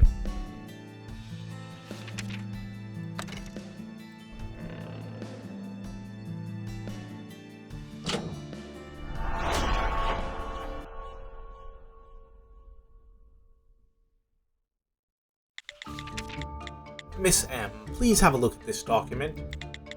That's the document I gave you. According to this, Miss Barafin used her skills 16 days ago. As you said, you never figured out what sort of falsehood she implanted back then, right? Don't you think that's when you might have fallen victim to her skill? No, that wouldn't explain it. Huh? And why's that? I told you already, when she uses her skill, we switch out every employee at this facility. That goes for guards as well. 16 days ago, when she used her skill, this facility had another guard watching over the inmates. I was assigned to this position after she used her skill. Thus, I don't see how I could have fallen victim to it.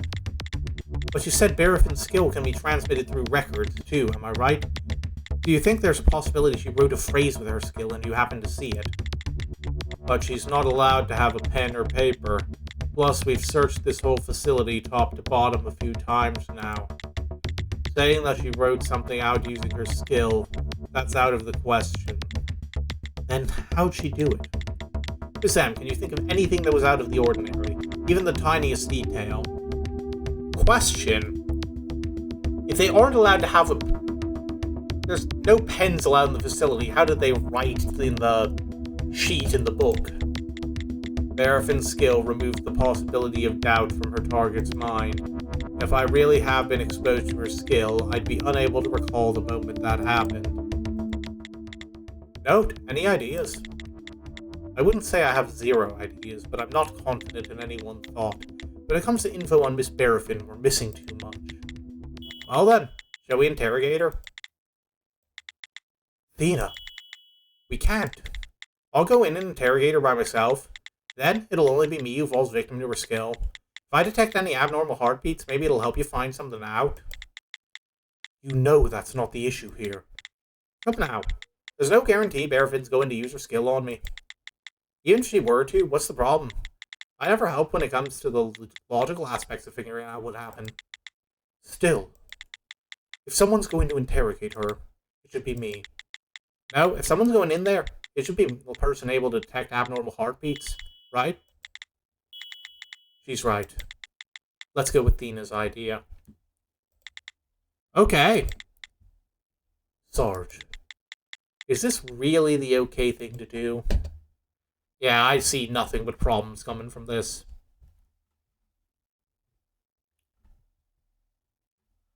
Yeah, because written records of things she says work too, don't... I feel like there might be limits here that we're assuming are here that aren't there. The transcript is going to brainwash us too somehow. Well then, I'm going in. One moment. Before you come into contact with Barafin, I've got to pat you down. You can't be taking a pen or anything in there. What? Then how am I supposed to take your statement? Sorry to inconvenience you, but you'll have to write it once you come out. I also can't let you take in any weapons or communications devices. If I must. Ryan, hold my stuff. If my gun gets damaged, I'm gonna kill you, and then kill you again. Athena? Be careful in there. Huh, look who's shaking in his boots now. Make it sound like I'm walking to my death or something.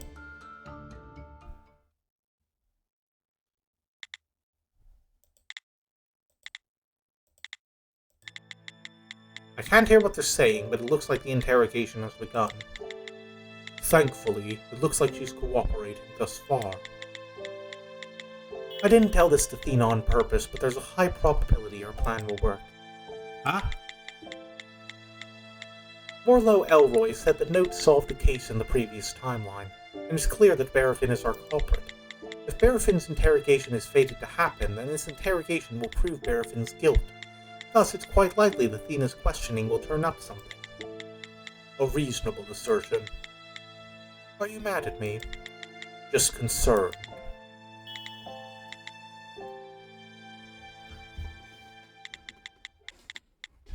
Barafin just saw Detective Athena's bracelet and looked noticeably taken aback by it. May I ask you one thing? Has there been an incident like this one before? What do you mean? Has anything happened like this where a staffer has had to question Barafin?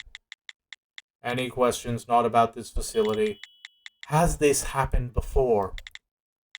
Yes. I heard that something like this happened once before when Barafin tried to escape. Brian, go in and get Athena out of there. Understood. Sergeant, what's come over you all of a sudden? The plan has been scrapped, note. I've grown far too complacent. Wait, there's a procedure for opening that.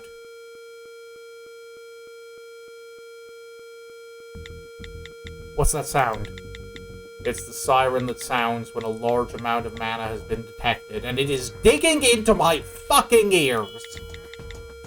That means... Damn it! Huh? What's that? An air raid siren? Athena, get out of there. Brian, how many seconds do we have left? How many kilotons is the bomb? Nothing's blowing up. Just get out of there. Sergeant, why are we inside? Dear heavens, how many visitors am I going to get today? You're a fair bit quieter than the blonde you just left. Miss Barafin, what did you just make Athena believe? Oh, that? Why don't you figure it out for yourselves? You're all staffers, right? Just like her. Can't you just figure out what sort of lie I planted using your skills? I see. This woman figured out that Detective Athena was using her skill during the interrogation. She figured it out based on a past run-in with a staffer. Will someone shut off that siren? It hurts! So it's a lie you can't be caught telling, then. It's just questions, and more questions with you. You really shouldn't. Traditionally, when speaking to a lady, shut up. Right now, I'm trying to think. Note, what's our best course of action? What should we do? You think we can make this scum of the earth woman locked away in the corner of some basement regret her choices even more? But of course, making her feel utterly helpless is a start, huh? Probably our best plan of action. Yes, I think you're right. Let's go. Yep. I'll be right here. Is the siren going to shut off anytime soon? Because I do not do well with that noise. Like, you ever see that JoJo clip of the alien that's allergic to the siren sound? That's me right now. I'm exploding and turning into fruit roll-ups. Are you sure you're okay? I said I'm fine. If you ask me that one more time, I'm going to blow up in your face. Detective Athena, are you alright? Oh, I said I'm fine. Why are you yelling at me? Detective Hervenus, this way, please. What are you doing? It was only for a moment, but this woman was exposed to Barafin's skill. We must quarantine her. All of this blabbing you're doing, is it related to this facility too? It's slightly unrelated, but as for the facility itself... You aren't able to discuss anything outside of the operations of this facility. That's what you told us, but are you going back on that now? If you're going to be like that, I'll be right back. Who does she think I am? She looks like... Oops, sorry, got the hiccups a second.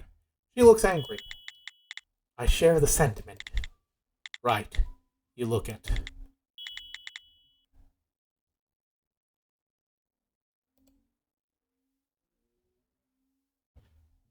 One second. Where's the delete button here?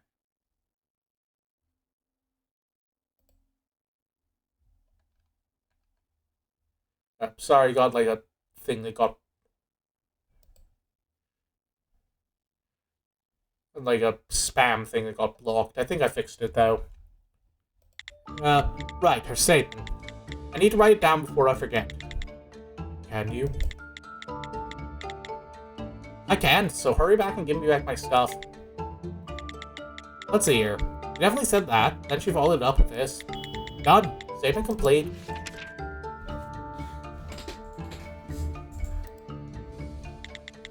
Detective Thena, the abnormal heartbeats? There were none. That Barafin woman, she didn't lie a single time. Sergeant, is this... Okay, this is the... It's obviously this. Yep. Barafin's skill has altered Thena's perception of her. Based on M's case we already analyzed, Barafin's skill blocks all logic from dealing with the key words she uttered. Since Barafin made Thena believe everything in her statement, Thena didn't write down any abnormal heartbeat. Barafin could use her skill to make anyone believe a single statement.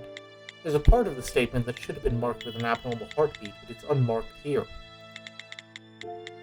That's not all. It's the statement as a whole. First of all, let's find the lies in her statement. All of them.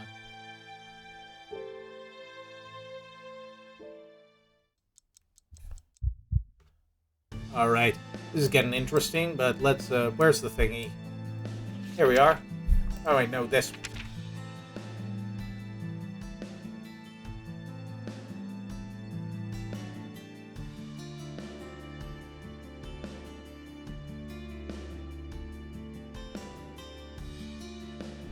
Let's see here.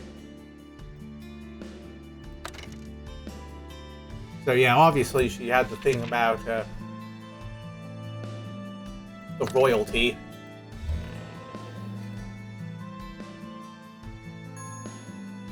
No, guess not. I was like, yeah, we have record on file of her lying.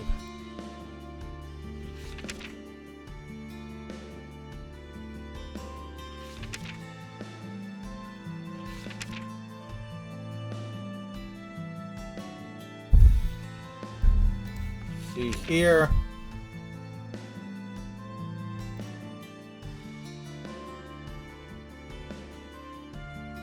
Or it's just, but I didn't kill her, and then versus the testimony of her being killed. Or was it somewhat recently? We used it on the 8th. But I don't think that's it. Okay, what else we got?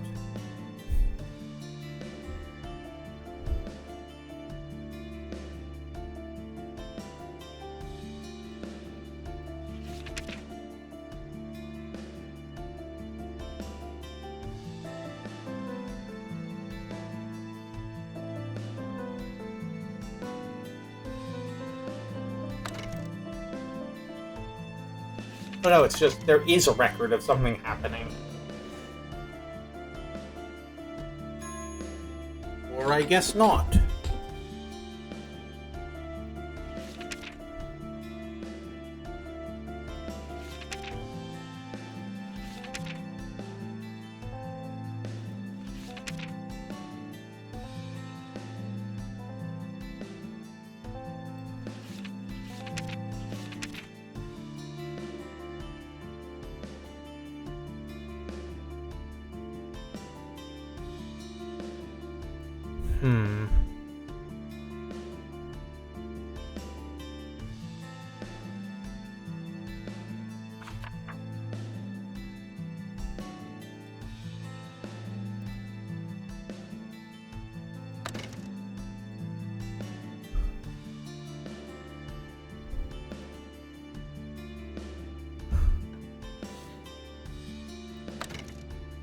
Do we have anything we'd actually point to about, like, the statement we got about her killing her?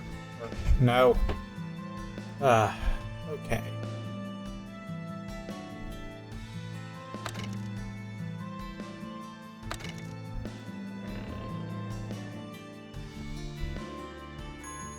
Okay, I guess that long ago does still count as, somewhat recently.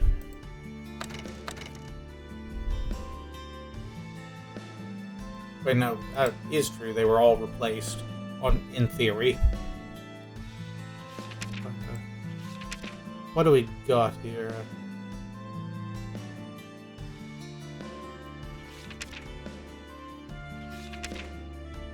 Wait, no, the glass wall, she would have seen her, obviously, because the cells are connected. So, where is it? Here we are.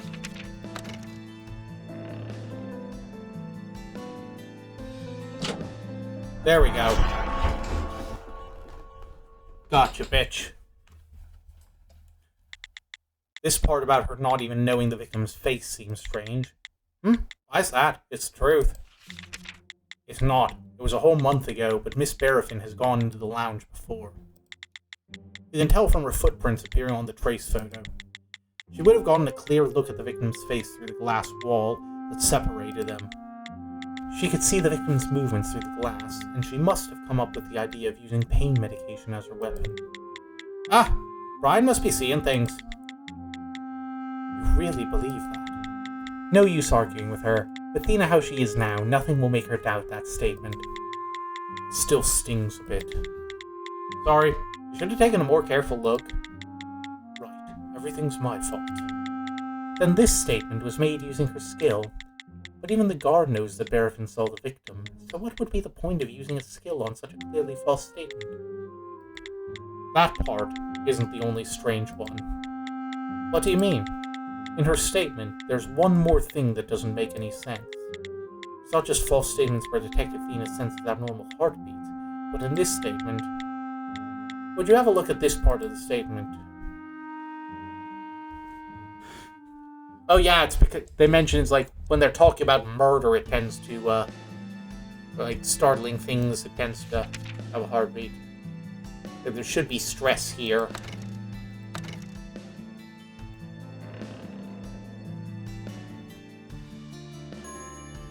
Or no, it's, this one.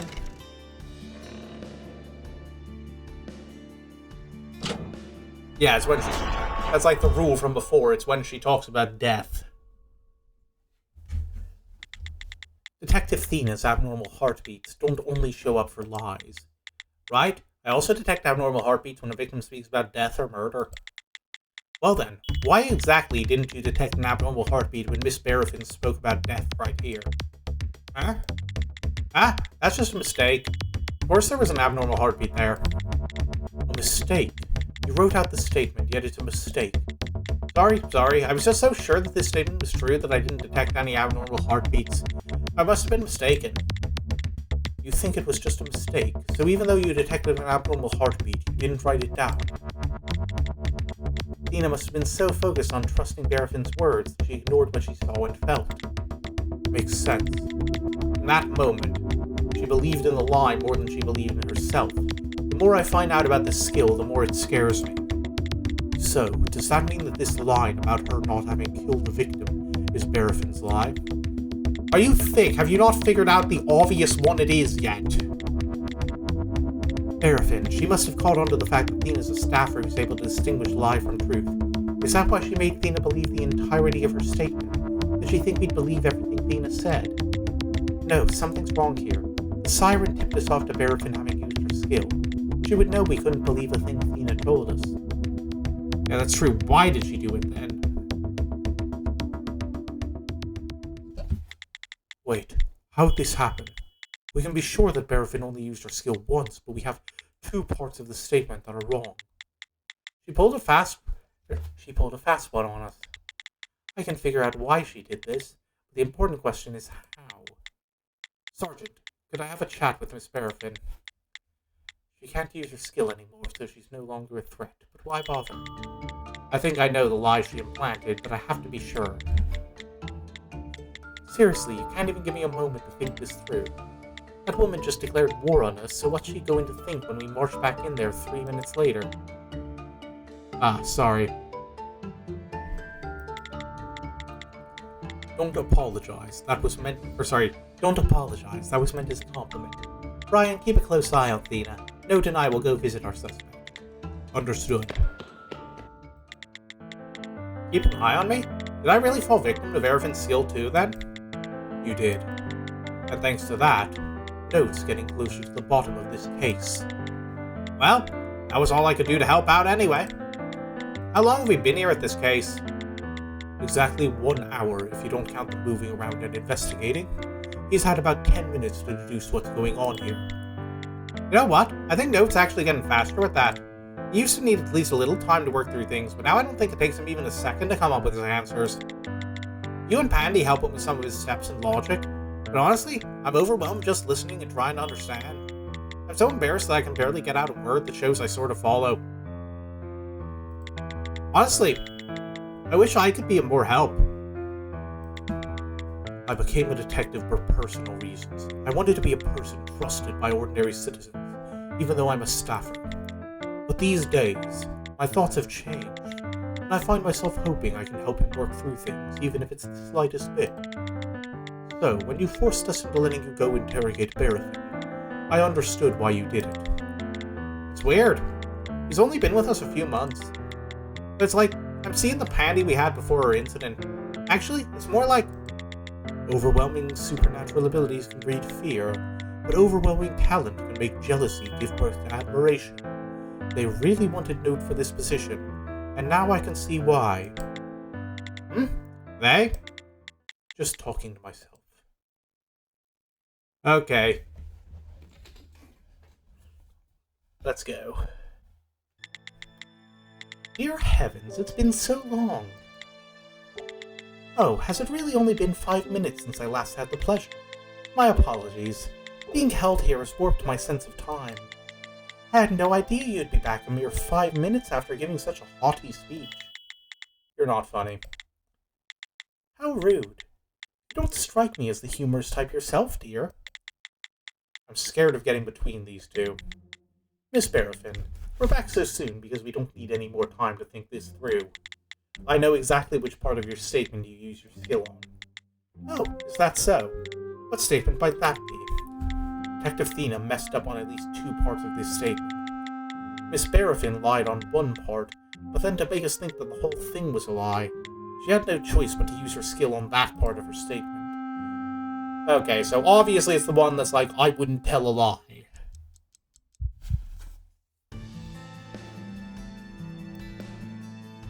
Or is it, this one?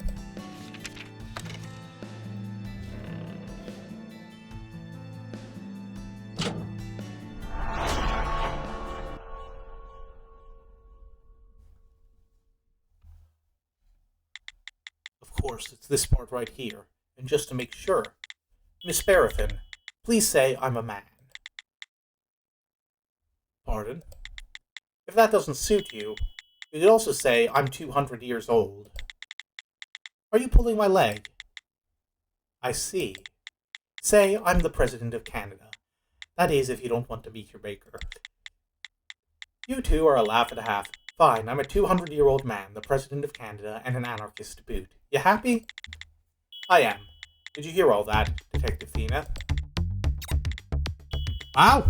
They really have such an extraordinary person locked up down here? I feel like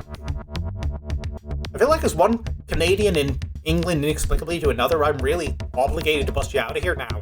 Brian, do you still have a gun? Are you serious? Canada doesn't even have a president. Then that woman's there first? Wow, we're progressive now. They even let us carry guns now. Or at least I assume they do. If they don't, I'm probably in big trouble. Note, what's going on? The skill detection alarms didn't go off. They did not. Yet, Detective Thena believed Miss Barafin's words unconditionally. That's because Miss Barafin's statement forced Detective Thena to believe everything she said. You said I would never stoop so low as to tell a lie, isn't that right? That's one sentence right there. Through that one statement, Detective Thena would accept anything that came after as the truth. She'd believe anything that came out of your mouth. So? Would you like a round of applause? Or maybe a warm hug? Stay back. Utterly futile in the end, no? Just because you claim to have figured that out, it doesn't mean a thing. Oh, it means something, alright. It means you're our culprit. Yeah, I killed her. But you already knew that, didn't you? You think I'm just going to play dumb? I know this facility inside and out. They don't care who's a criminal here. They just want to know how I did it. They want the specifics to make sure such a horrible incident doesn't repeat itself. Isn't that right? As long as you don't figure that out, I win. These people would never kill me, so I'll be free to try this out again. Why do all of this? Can you not take one look at me and see what my plan is? Does my discovery really mean nothing? But you're right.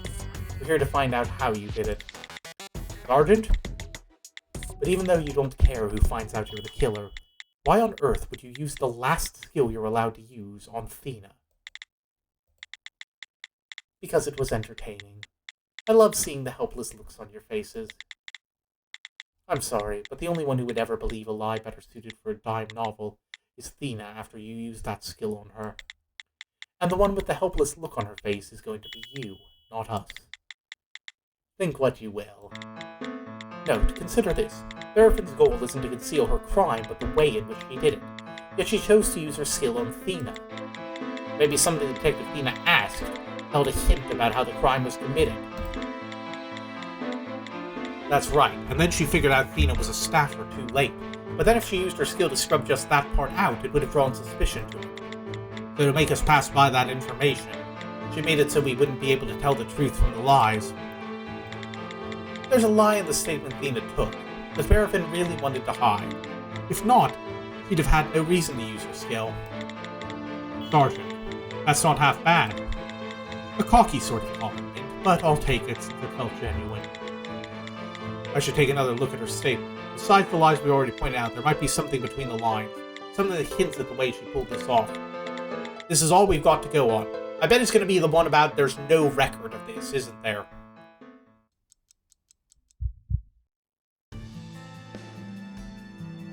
Alright, where are we? I keep losing track of this one.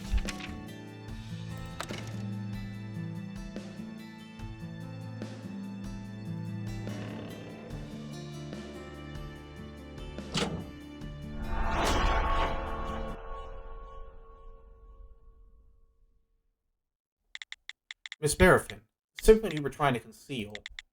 It's right here. There's no record of what you did. This is it, isn't it? What do you want me to say?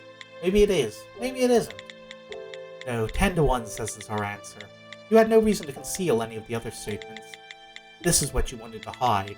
The statement about how you committed the crime. The fact that there's a record of you using your skill, and the sentence that said, you must sprinkle a large amount of pain medication onto the victim's food. It's how it was possible for you to influence M after she was assigned to this wing. None of you understand what I'm trying to say. I'd just like to clear up one thing. You can all keep speculating about this and that, but it's not going to change a thing. Do you think that because all of this speculation you're throwing around, I'm going to break down and give you a confession while tears of penance roll down my cheeks? If you've got no proof, you're spewing nothing but hot air. Isn't that right? She doesn't look the slightest bit agitated by all of this. Is she used to being in these situations? Proof. If it's proof she wants, we need to find the evidence of what she left behind. That record will be our best clue. She couldn't bring a pen and paper back to her room, so she must have written out her sentence using some other means. Sergeant, do you have something you can point to? She wants me to figure it out. Let's think. Miss Barrifin used her skills 16 days ago. At that time, the staff members were switched out, and the search for what she left behind turned up nothing. Then after the search, Miss M shows up at the facility and somehow falls victim to Miss Barrifin's skill. That means she must have seen something somewhere. According to the records, Miss Barrifin hasn't been out of this room for a whole month. Thus, Miss Barrifin's writing must have been somewhere in this room. Also, it must have been written in some way no ordinary search could detect. If there's trace of that remaining,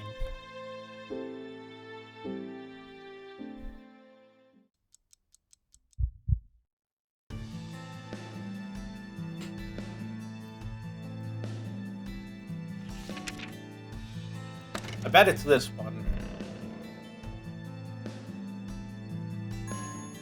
Nope, I guess not. Or maybe it's the, So, second option is going to be the, writing on the wall then. Oh, 16 days earlier, yeah. I'm an idiot.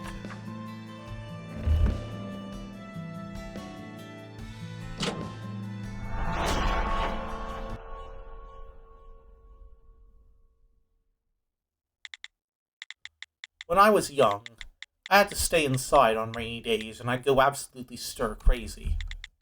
Every time I felt like that, I used to draw on the fogged up windows. The pictures on the window would fade with time. But all you had to do was breathe on them to make them reappear. I see. So using that method, it wasn't that the picture disappeared, it just turned invisible. Then, with the moisture from your breath, the picture revealed itself again. Shia Barrifin, even though I see no sign of defeat on your face, it doesn't change the fact that we backed you up against the wall. Oh, so slowly, we're going to tighten the noose around your neck. 16 days ago, you wrote a sentence on the glass wall of your cell. At that moment, you used your skill. The guards back then looked for the message you left, but the words were practically invisible, so they found nothing. The Bureau ruled that you simply didn't leave a trace of your skill on your victim, so they brought on a new guard, Miss M, to work here. Then, when you and her were alone, you made the message you'd written on the glass appear once more. It could have been as simple as you breathing on the glass, or possibly using steam from some hot water. If you had only used your finger to write the message, it probably would have remained for just a few days, so you wrote in something more oily, like a thin layer of lotion applied with your hand. With a single look at the message on the glass, M was forced to believe it unconditionally. And that's when she started sprinkling a large amount of pain medication onto the victim's food. She began to think it was one of the rules she had to follow. Then, the victim was slowly poisoned by the toxins that built up in her body. Just like you planned. Miss Shia Barrifin, that is how you killed your victim. And just like that, it's this again.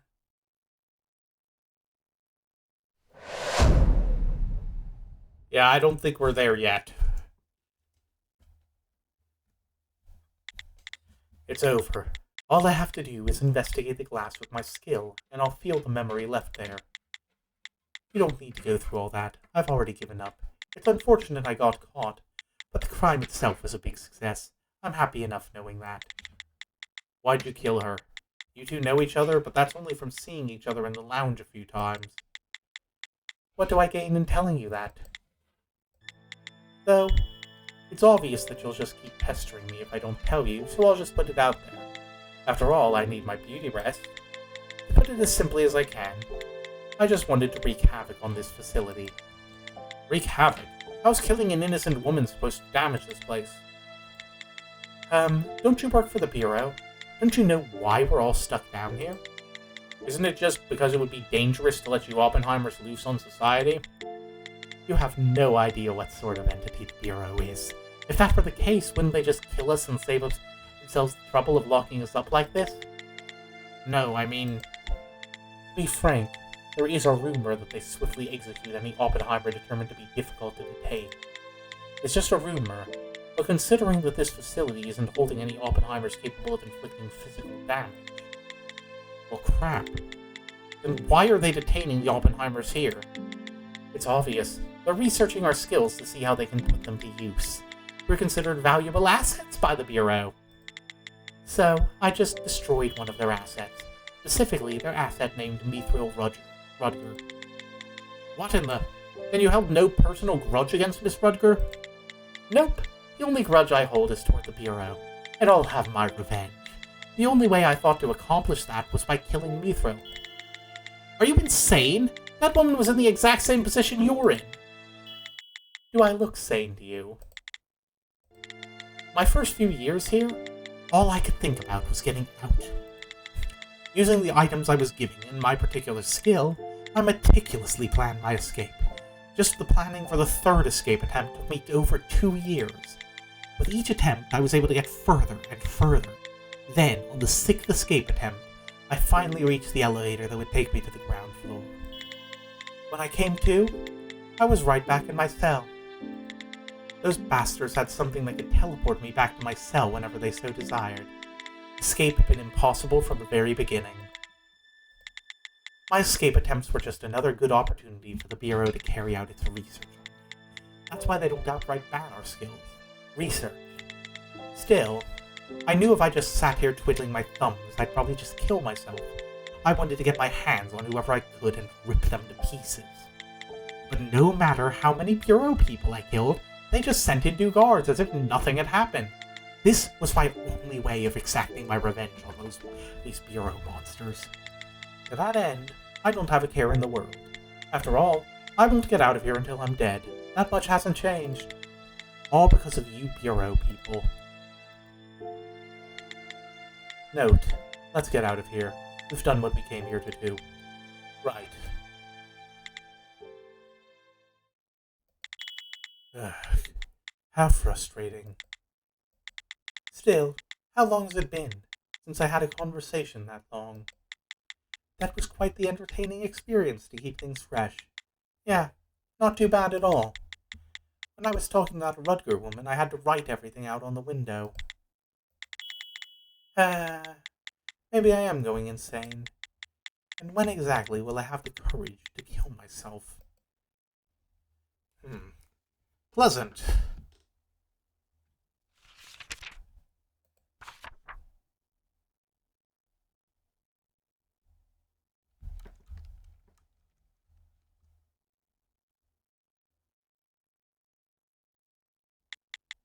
Ah, you're back. I see you've done what you set out to do. We have. Oh, did you get revenge for what she did to me? I mean, I guess you could say that. She won't die for her crimes, but she'll be punished. Once again, Newt, you figured this out in less than no time. Great job. Yep. Well then, since you figured out how exactly she pulled off a crime, I guess all that's left is to inform the Bureau, yes? Indeed. We've still got a good deal of time, but how about we head over to the meeting place a bit early? Well, it's up to you, Note. Where would you like to go? Huh? Ah, right. We figured out how she did it. I guess we don't really need to stick around here. And I guess our next destination is...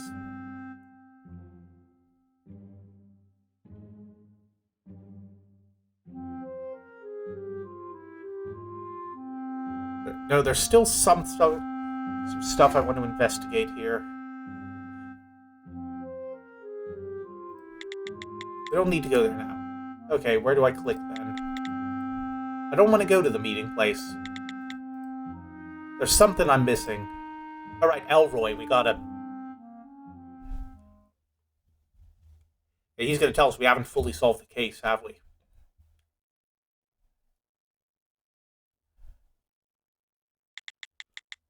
Hold up. No, this is... Yo, bro, you're back. I am. Have you been waiting for me?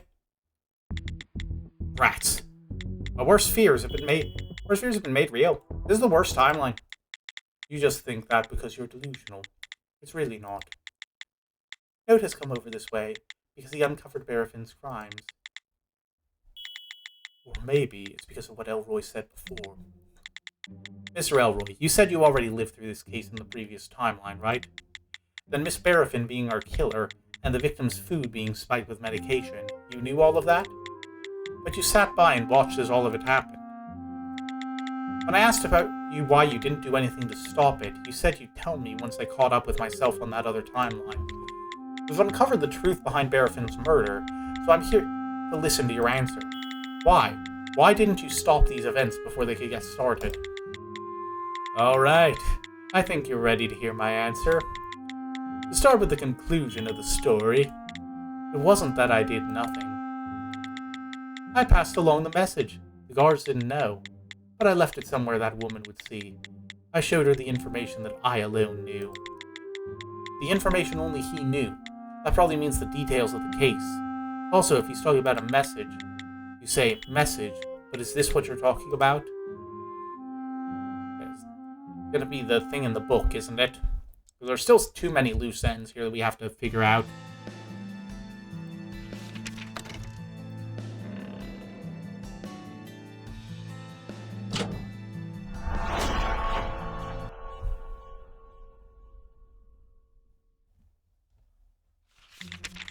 Mr. Elroy, this is a page from the tragedy at the House of Mirrors. Dude, you're so worthy of being called my bro. You found it. But it's not good to go ripping pages out of books. I was reading... Oops, sorry, hiccup again. I was reading that... I apologize for that one. It's totally cool. The ending was spoiled for me, so I probably wasn't going to pick it back up anyway. Up in the corner, it looks like a bit of ink was smudged. If you look carefully, you can see that someone tried to erase the words up there. You can't tell what was written just by looking at it, but we were able to successfully pull a few words out with a skill. Because of that, we managed to read the words meals and die. At first glance, I got a rather bad feeling about that sentence, but after getting to the bottom of this case, I find that the meaning here has changed. The drugs in the victim's meals were what killed her. We know that's how Miss Barravin pulled it off. Mr. Elroy, this is an explanation of Barravin's crime, and the only person who could have written it, the only person who knew what happened, was you. Dude, you are a reliable squirt. Alright, bro. Then you found the clue I left behind. Just as you say, it was a warning. A warning? Of course. A warning, left just for the victim. Mr. Elroy, it's just as you said. You didn't sit there and do nothing. You left a warning for the victim in a book she would read. Right on the money. Bro, your girlfriend catches on fast. Don't mention it. But why make your warning so complicated like that? Couldn't you have just told the guard? Of course. I started with that, but that M-woman couldn't understand what I was saying. I mean, she understood the words I was saying, but she couldn't wrap her head around the parts relating to Barrafin's skill. Of course, she was already under the spell of Barrafin's skill right then, so she had no idea how she was being used. As you already know, I knew of Mithril's death on the 20th of December. That's why I used my skill to come back to 10 days ago. Mithril was a mysterious chick who's never talked about herself. Still, she was the only friend I had here. I wanted to save her. But instead of believing me, Em ended up tightening the watch around me. I had no choice but to send Mithril a message in secret. The guard is poisoning your meals. Throw away the top layer of your food if you don't want to die. I've seen your death. That's the message I wrote out. It was the only way I knew to save her. Oh, what if he accidentally killed her himself? What if he killed her by accident? Because there was a thing in her file about how she can't eat shellfish because she saw someone get poisoned by it once and she came to associate shellfish with being harmed.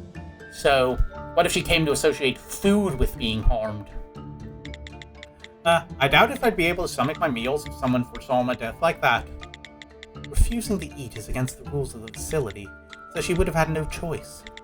Thena, could you write all that out on a statement? But I didn't read him for any abnormal heartbeats. It's alright. Elroy has no reason to lie. I see now that you tried your very best. However, Miss Mithril Rudger... Exactly. I'm also curious how I wasn't able to stop her from dying. I can't go back in time again and stop her from dying. But, bro, you gave me an idea. Someone must have erased my message. You didn't know that happened? Of course not. Due to this mana release business, they cancelled my scheduled visit to the lounge. Someone must have erased my message so Mithril couldn't see it. That's how she died like before. The question is who? Did Barravin somehow find it? Note, the person who erased that warning must have been the person who picked up the book after Elroy. We've got a way of figuring out who that was, right? We do. I know just what document you're referring to. Mr. Elroy, if you'd had a look at this, we can find out who erased the note you left.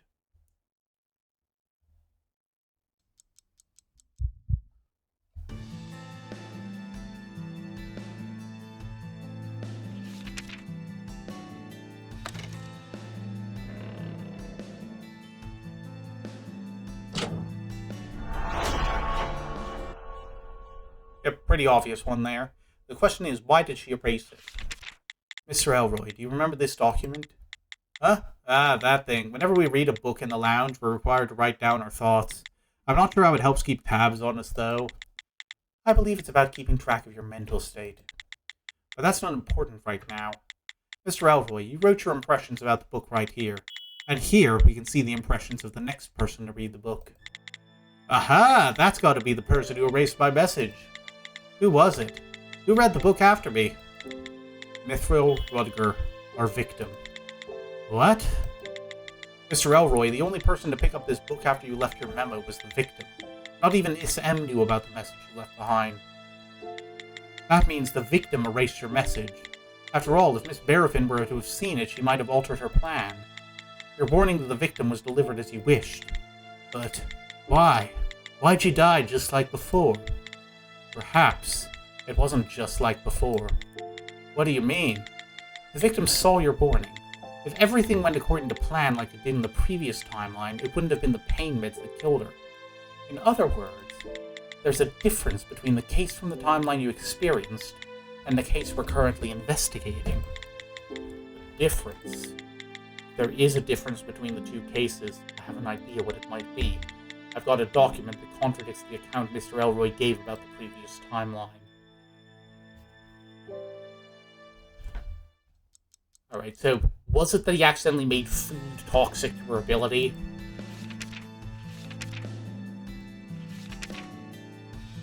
Let's see, where was it?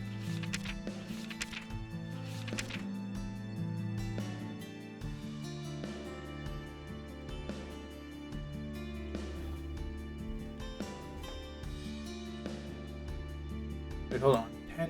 Was it 10 days ago? Wait, no. It says here she died on the 24th, not the 20th.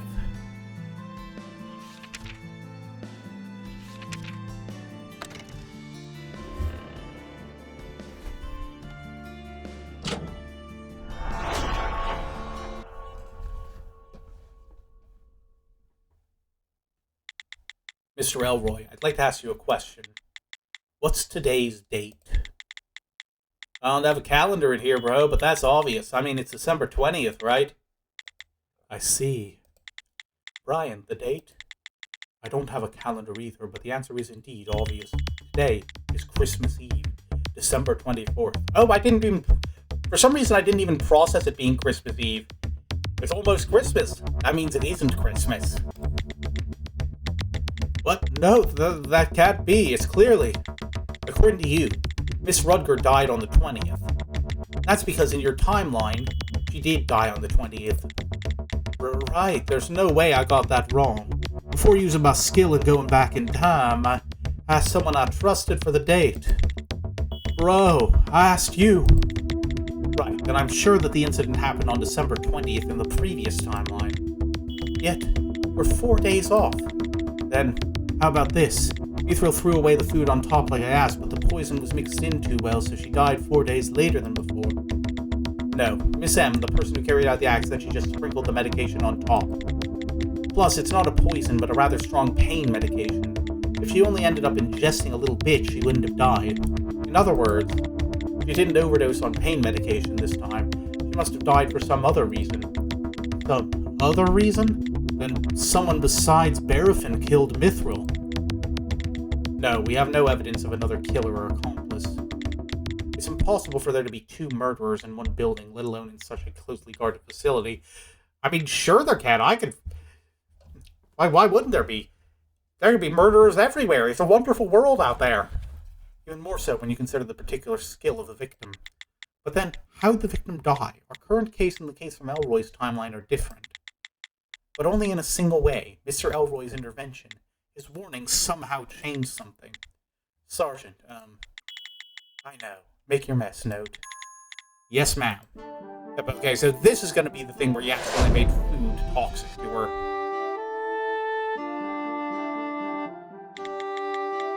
Bro, this isn't your room. Shouldn't you be asking for my permission first? There's only a single difference between this case and the one from the previous timeline.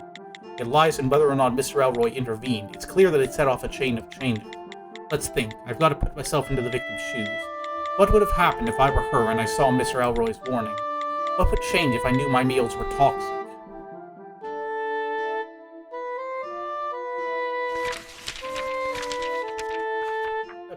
Okay, let's see here.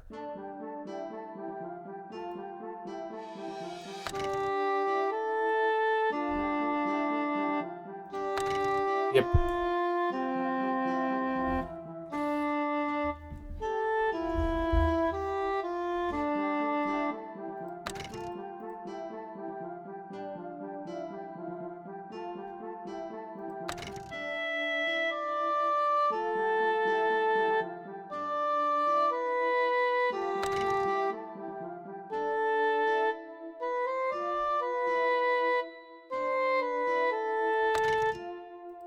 Yeah, it's gotta be this, right? I feel like this... I actually figured this one out first try. Yeah, this is the first time I've gotten one of these first try.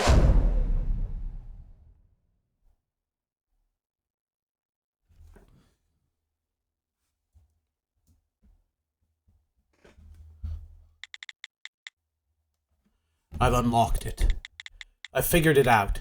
The victim was a dead woman, one way or another. Are you serious? Who did it? No, more importantly, how? The how actually doesn't matter. In a way, the victim's death followed a set path. Look here, friend. You should probably be a little more careful with your words. I'm sorry, but there's no other way to put it. There was no other threat on the victim's life. The victim's death was caused by an incident we were already well aware of. Mr. Elroy, think about it. But think about it from the victim's point of view. What do you think the victim would have thought after seeing your warning? Once she knew that her food was being poisoned, and that the person who warned her was a staffer able to travel back in time. Mr. Elroy, your warning was left with good intentions, but you believe the victim would have been relieved after reading it. What are you? The victim was made aware that she was in danger of dying, but instead of feeling relief at having avoided death, she must have been filled with the dread of death coming for her. Especially for a staffer able to sever any harm that might come her way. I'm sure death was something she viewed as a distant threat. The shock she received must have been immense. Moreover, in this unique enclosure set up by the Bureau, I don't see mental recovery coming easy to her. Even if she threw away the top part of her meals, I doubt she'd be able to get the rest down easily. When we checked out the victim's room, we found lots of evidence of the victim's reluctance to eat. In the end, the victim rejected her food altogether. So what of it? There's no way she could have stopped eating all the way up to the point it killed her. So none of that's important, right? No. No is right. The fact that the victim was reluctant to eat is important, and that's because of a certain trait of hers. Yep, see, I figured it out again. I'm a genius. I'm getting better at solving these, I think. Now it's this one.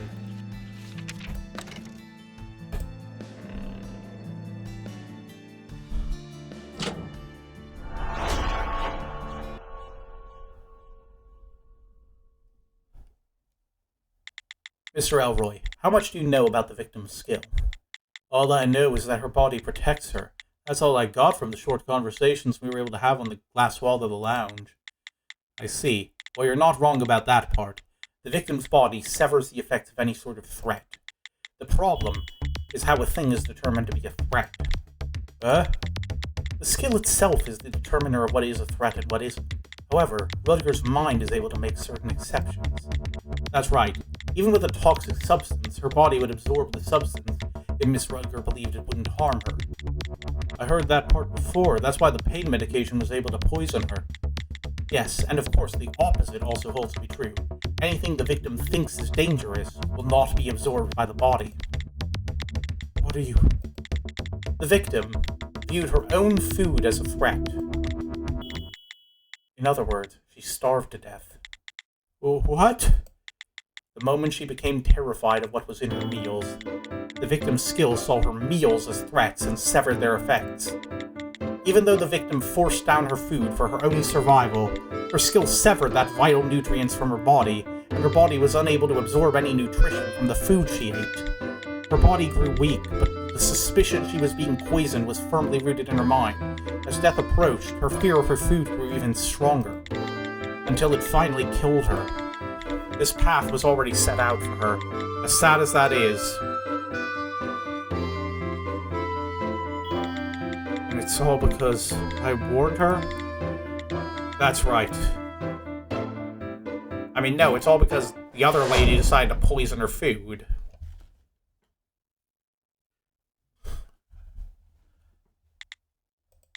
Mr. Elroy. It's fine. This isn't my first dance. This always happens. Every time I use my skill to try to change something, the problem only grows larger. When I first realized what skill I'd been given, I felt like a god among men. Even when I was running from those goons at the Bureau, I felt like the main character of a movie, which only excited me more.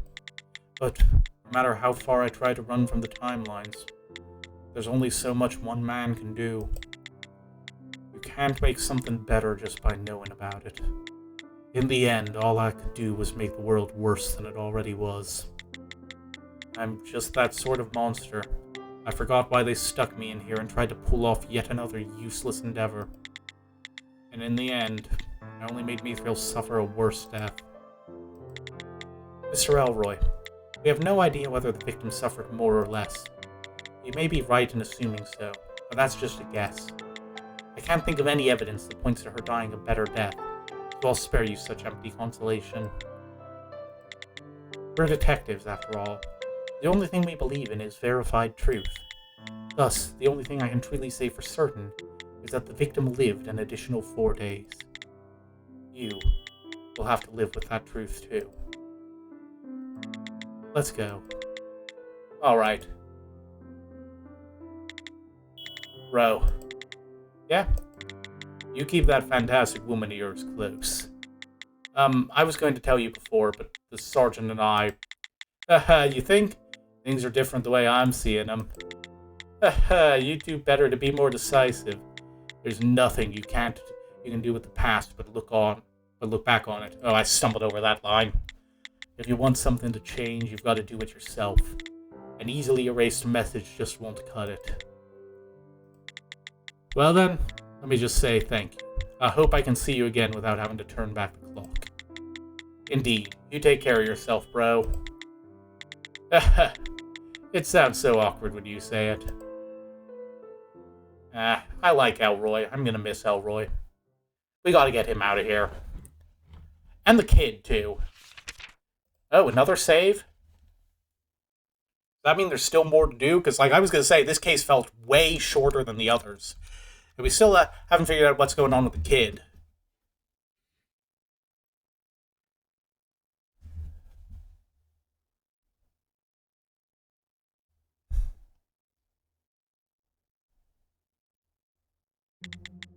You both did great back there.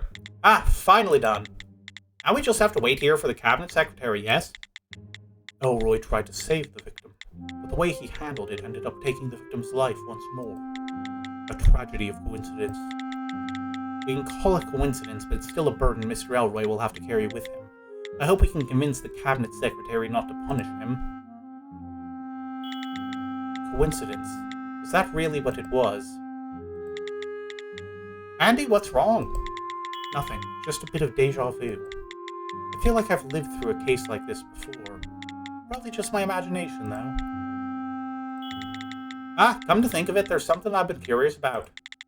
Why didn't the victim explain her situation to the cabinet secretary? Em wouldn't have wanted the victim to die either. But she could have helped. No, I don't think things would have necessarily worked out like that. Note? Something you want to say? I should print out the transcript and choose which statement I want to refute. Yep, something big here.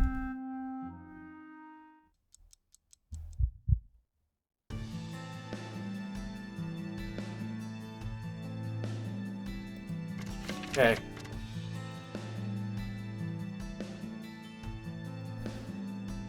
See what we got here.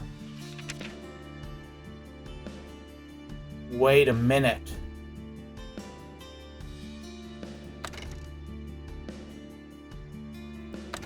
Holy shit. He made the murder happen.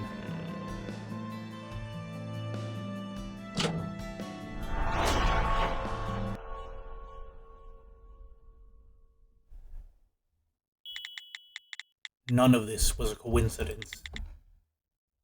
Huh? What are you talking about, Note? Mr. Elroy tried to save the victim, but everything ended with the victim dying once more. Can that really be explained away as mere coincidence? Note, I'm really not following. Nothing in this case was a coincidence. Then what was it? Don't tell me. Are you saying someone planned all of this? No, to say it was planned makes less sense than to say it's all coincidence. What? If it wasn't planned, it can only be a coincidence. No. As with everything in this case, it all just looks too much like coincidence. Just like the impressions written here. Note, you can head home early today if you'd like. Sergeant, I'm dead serious. The fact that you're so serious makes me more worried. Note, you're no gumshoe anymore. The crimes copied into novels are just that, fiction. No one actually wants those fictional murders to... No, not in real life. No, there's one person. You figured it out too, didn't you, Sergeant? After all, we have a statement. Yep, the kid accidentally made a murder happen. Where did we go here? There was Doug's witness statement.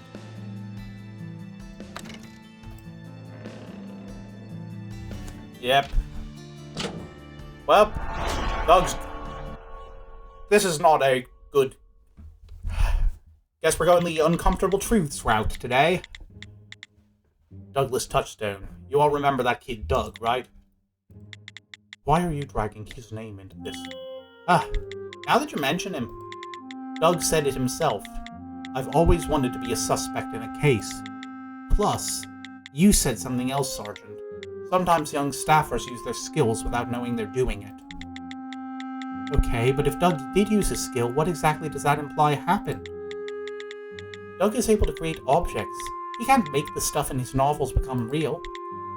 Also, Doug only used his skill a single time this month. He used his skill to create that lounge 23 days ago. So even if you're saying Doug had some way of getting involved in this case, it would be hard to support that claim when he hasn't used his skill a second time. I mean, no matter how immature the kid is, you'd really think he'd do something like that? Even for you, Note. This is pushing it. Note? I just heard something from one of them that rubs me the wrong way. I have to find something that contradicts it and point it out. Okay, I think I know where this is going. He created the other person. He created Rutger.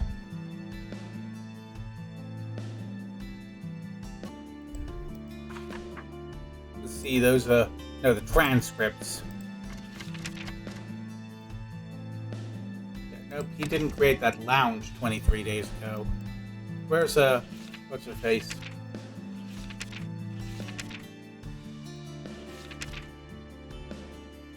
$10.15.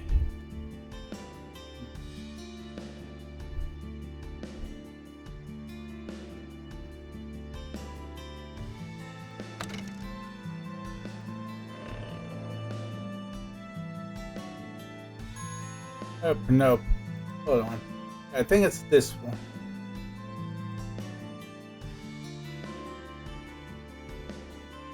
You know, I think it's like he created her. Definitely.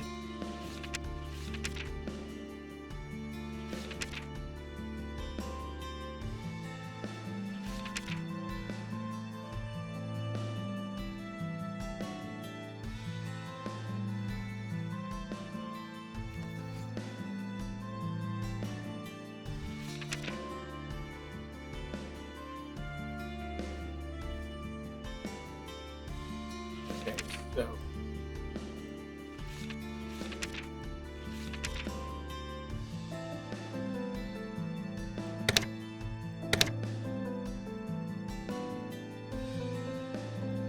Yep, I just gotta figure out how to prove what I'm thinking.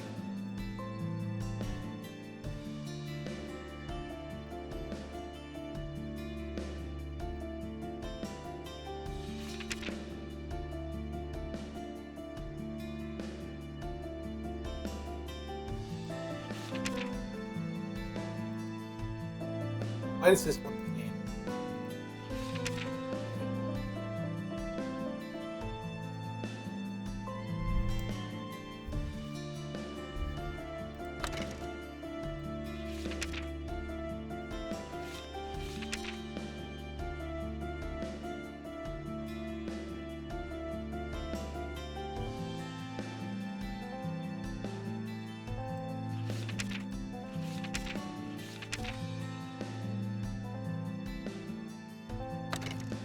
Maybe this is the one I'm supposed to do.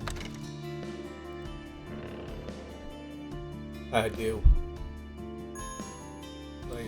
support. It's definitely something with her like appearing out of nowhere.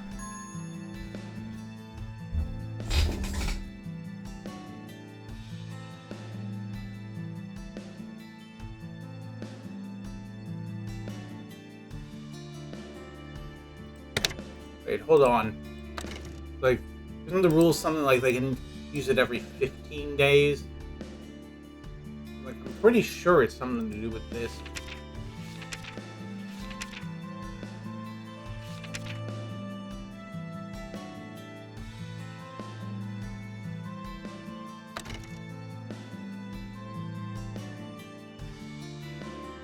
And then 23 days after that, he created her, maybe?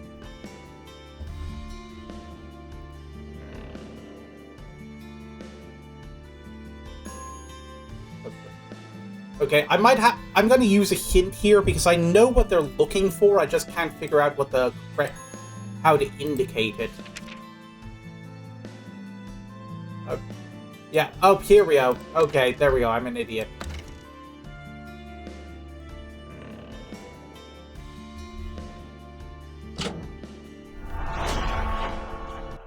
I was like, yeah, I knew what they were getting at. I just screwed up on that bit. No, you're wrong. Huh? Sorry. No, Detective Brian's wrong. Me this time. Phew, I thought it was me again. You two getting scrutinized has become a daily occurrence recently. Still, I'm sure Doug only used his skill once. If he used it on another time, there'd be a record of it. Yes, we're sure that Doug only used his skill a single time. What's wrong is what single thing he used his skill to create. Excuse me, but the fact that Doug made that lounge with his skill explains the strange way those two rooms are connected, no? Indeed, that's a plausible inference to make. However, if that lounge was made only 23 days ago, there's something there that simply shouldn't be. Brian, let me see that trace photo. Here you go. I can't believe it. To think such absurd logic could ever be thought plausible. Serafin's footprints. They were left on the ground 30 days ago, yes? Where? Where? He's right. There's no questioning it.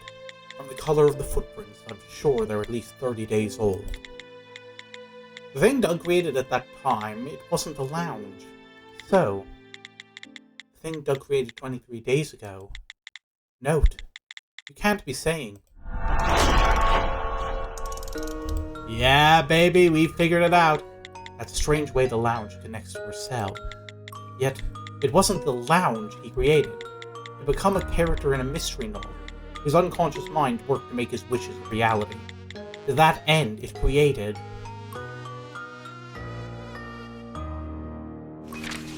Here we go.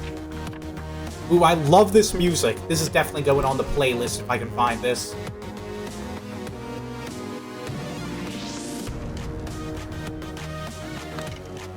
Yep, few traces on anything. It was writing on the glass wall, I think.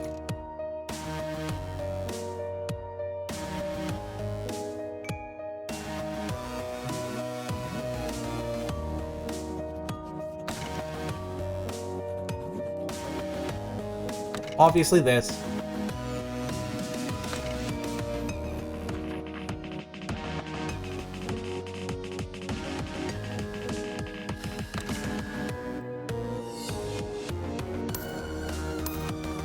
Don't know if we quite got it in one go. Okay, we're missing one. I wonder if it's this one.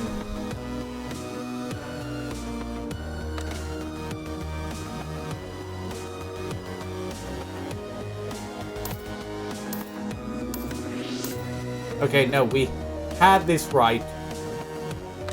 The only book with Rutger's fingerprint.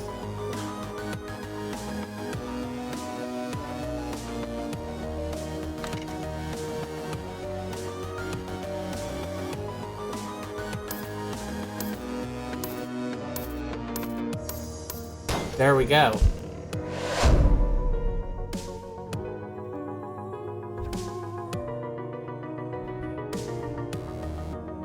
Yeah, it's like, it took a while to get going, but I think I really like this case. I've unlocked it. What are you trying to say? Sergeant, you remember, don't you? You told me something before we came down here. Don't think common sense and make heads or tails of anything you're about to see. I did. The lounge wasn't made with Doug's skill. It was always there. All we can say is that the way it's joined to the other cell is rather unnatural. In fact, it was built that way because the victim has a rather special connection to another of our Oppenheimers. Because Miss Barafin was able to observe the victim's daily routine, she was able to come up with her plan to kill her.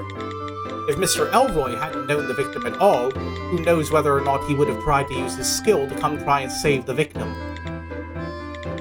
Doesn't it seem like the layout of those two rooms is that way in order to cause everything to happen the way it did? Yet, the lounge has always been there. So, which side was Doug's creation? Note, what on earth are you trying to say? Doug used his skill to create what was attached to the lounge, the victim's room. Actually, our crime scene. Eh? No, I don't understand. Our crime scene is where the victim's been living this whole time. How would Doug creating that make any sense? It can't be. Detective Brian, you're looking at the trace photo of the crime scene, aren't you? Among the trace, is there anything older than 23 days? They just erased everything when they cleaned. That's not enough to explain it, Note. If you really stop and think about it, there's one more peculiar characteristic about the victim. Not as a staffer, but as a person. There's something weird. Everyone, this document should help jog your memories. You should be able to figure it out from her bureau file, but there isn't a trace of this woman from before she came to this facility. The victim carried the threat level of Oppenheimer. It's hard to claim the bureau just neglected to investigate her. Isn't that right? Indeed. It's also hard to think the bureau and all the power they carry would be unable to dig up a single thing about a person's past. Indeed, because there was nothing to find. Nothing from before she came to this facility. Doug used his skill to create the crime scene, and everything it contained. There's one thing every crime scene needs. A crime scene needs a victim. No way. No. Common sense says that shouldn't be possible. This facility houses Oppenheimers. We have a woman who can make you believe anything, and a man who comes from the future. Plus one little boy who can create objects and memories that weren't there before. Common sense is a luxury this place can't afford. Our victim was willed into existence through a skill. Then this is all about the Oppenheimers? No, this case. Yes, Sergeant. Note, I must say it's quite unfortunate. Huh? It's an interesting theory, but unfortunately we've got evidence to the contrary. This. What's this? We found it in the victim's room, the note she left in her drawer. This note carries quite the interesting memory with it. Each night before the victim went to bed, she drew a single line on this paper. She left a record of how many days she'd been here, how many days since she had arrived. If you just look and see, it's been well over a month. The victim, she couldn't have been made with skill. She's been here for a while now. What's this now? You were scaring the life out of me, Note. And why didn't you pull that out earlier? Still, I'm glad to see it. If our victim really was just a creation, I would have been skeptical about why we were called in to investigate. Sorry, Note's logic was just so interesting to follow. Sergeant, there's no way you don't know. The victim's room, the note in the drawer, and the contradiction the two spell out. Yeah, they weren't allowed to bring any writing things to their room, remember? I just remembered that, right? So that's the problem, right? Here's the thing. Is it the trace photo of the room? Or like... It's the... It's like your own memory survey.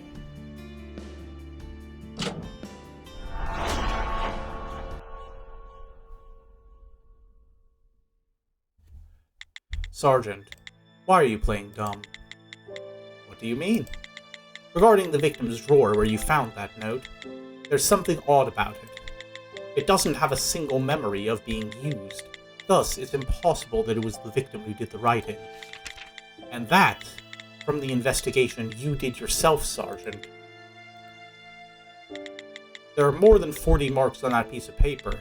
It was created as part of Doug's crime scene, and it was like that from the very beginning. I must have been mistaken. Let's go check that drawer again. Perhaps I'll find a memory of it being used. There's nothing on or in that drawer. Your investigation couldn't have been wrong. Note, don't incorporate an assessment of my skills into your deductions. Such things get in the way of the logical side of your brain. Sergeant, you're always wandering around by yourself, head in the clouds. But you take detective work more seriously than anyone I've ever seen. You may not let on to it, but you, more than anyone else, understand the minds of the hurt and wounded. So, Sergeant, there's nothing left to find in that drawer. That is my logical assessment. Note, why, on today of all days, at this very moment, did you have to go and say something like that?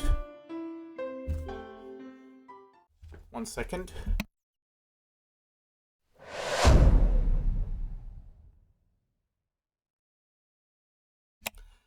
Alright, so she's hiding something, and I think there's like something she wants to protect us from. So, you're saying the note's logic is sound? Then that means the memories you say that piece of paper held. Sergeant, why lie about that? I'd like to hear the answer to that too. Cabinet Secretary. So you knew. My apologies, but I'm not sure what you mean. Indeed, that was a rather idiotic question. It's obvious that you found out the truth during the incident 2 years ago. So the truth behind this case is, you don't need to tell me. I've been listening in on my sport. You were outstanding. The Bureau owes the four of you a big debt of gratitude. I would just like to express how thankful I am. Wow, a normal compliment was the last thing I was expecting. We had but 4 Oppenheimers here, yet it was a mistake thinking these people could manage the facility without me. Guard. Yes, sir. You are to be re-educated and deployed elsewhere. Re-educated sounds infinitely more ominous when I say it in a German accent. So get started on the paperwork. Understood, sir. Good. And also, bring me Douglas Touchstone. Since the two of you are so close, it should be safe to do so. Understood. Cabinet Secretary, sir, are you going to hold Doug responsible for this? That's a question for later. Excuse me? Blame isn't exactly something I hold in high regard. For both your investigation and this facility, the goal is not about finding who is responsible, but managing our wards. If you're asking who has committed crimes here, I would be the first arrested for imprisoning innocent people. Well, at least he's self-aware. Oh, notes on the same page, I see. Then why are you bringing in Doug? He is to be promoted. Cabinet Secretary, we hardly need a full explanation. If you interrupt me one more time, I'll kill you myself. Sergeant? Then what did you mean by a promotion? Touchstone used his skill, unconsciously I might add, to create a staffer with an Oppenheimer-ranked skill. Moreover, he only created this Oppenheimer because he needed a false lead for his case. This pushes his threat level beyond that of Oppenheimer. So promotion means... There's something above Oppenheimer? This is the first time I'm hearing of it. Was this what the sergeant was hiding from me? He is now a risk to the whole world. He is a Noah, the highest threat level of all phenomena. Okay, so I was technically close with wood, because what's Noah's Ark made of, bitches? Wood. The highest level. Noah. The power to destroy this world in a single instant. If the people out there knew such a thing existed, society would collapse in on itself. Even in the underground, few know of the existence of these Noahs. Under normal circumstances, a person read into this information without permission would be executed immediately. But since you hit such a high bar with this investigation, I'll give you a special pass this month. So, since Doug has been promoted to a Noah rank, he'll be moved to a facility for those ranked higher. No trick, I think they're going to tell him about the rabbits. For now, we'll keep him under strict observation for roughly 1 week, then we'll dispose of him in the way we deem safest. Dispose? Going to kill him, but he hasn't done anything wrong. It's bad enough that you have him on display at this ant farm you got here, but now you're going to kill him? Stop. I understand where you're coming from, but... The rage is understandable. Lena Hervanus, you witnessed the deaths of your colleagues quite a number of times during your work in probations. Your inability to forgive transgressions must stem from your experiences there.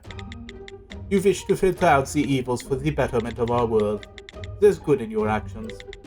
But is your good beneficial to everyone? Does a good that's beneficial to everyone even exist? How could you... What's this guy's problem? This world is tied to a railroad track. Douglas Touchstone is tied to the tracks heading another direction. From a distance, a trolley approaches that cannot be stopped.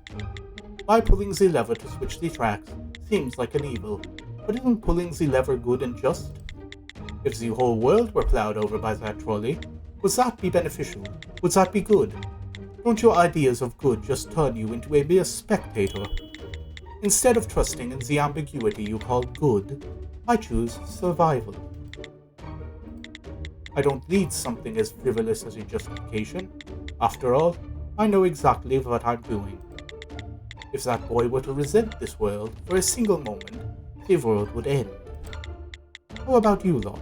In your entire lives, have you never once resented your circumstances? Have you ever wished tomorrow would never come? Here, we have people who wouldn't throw this switch to change the tracks. But we also have no one who can set things back to the way they were before the switch was thrown. Except for one single person. Hey, Mr. Investigator! Hey Doug, how you doing? Why now? Did you find the culprit? Why'd he have to come this way? We got our girl. Your cooperation turned out to be a huge help.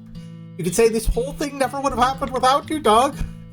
Woohoo, seriously? That's great to hear. I'll have to brag about that later to Miss Mithril. Right, I'm sure she'll be happy to hear it. Well, I'm going to go on a trip for a while. So, when I get back, you'll have to tell me all about the case like you promised.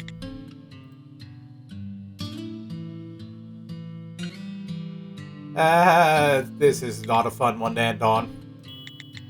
See you when you get back. Yep, see you later.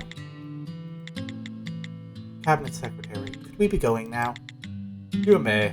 I already called for your escort.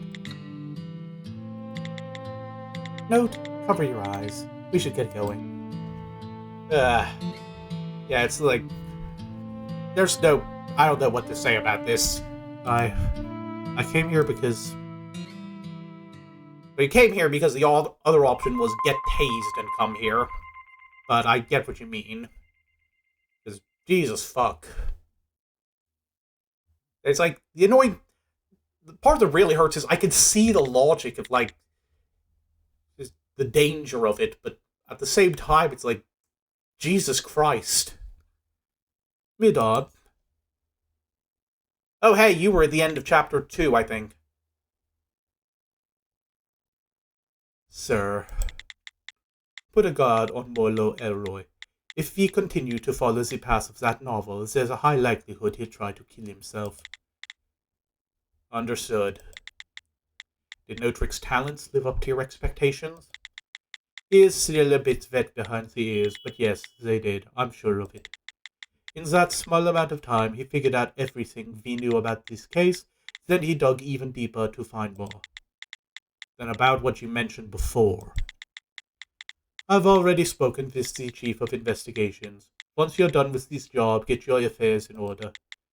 Still as quick as ever, sir. Don't waste your time on compliments. You're just using up time. Or don't waste your breath. That was redundant. I screwed up. We've got our fourth person now, and we are going to have to settle on his threat level. We have humans with all the powers born to them, and superhumans that excel in one particular field. This power may not shine like the other supernatural abilities, but its presence far surpasses the others. Let's name it after this shepherd who stood up to a giant. This staffer, Case, is officially assigned the threat level David. Going biblical with it, I see. That kid, we absolutely must have him for our project.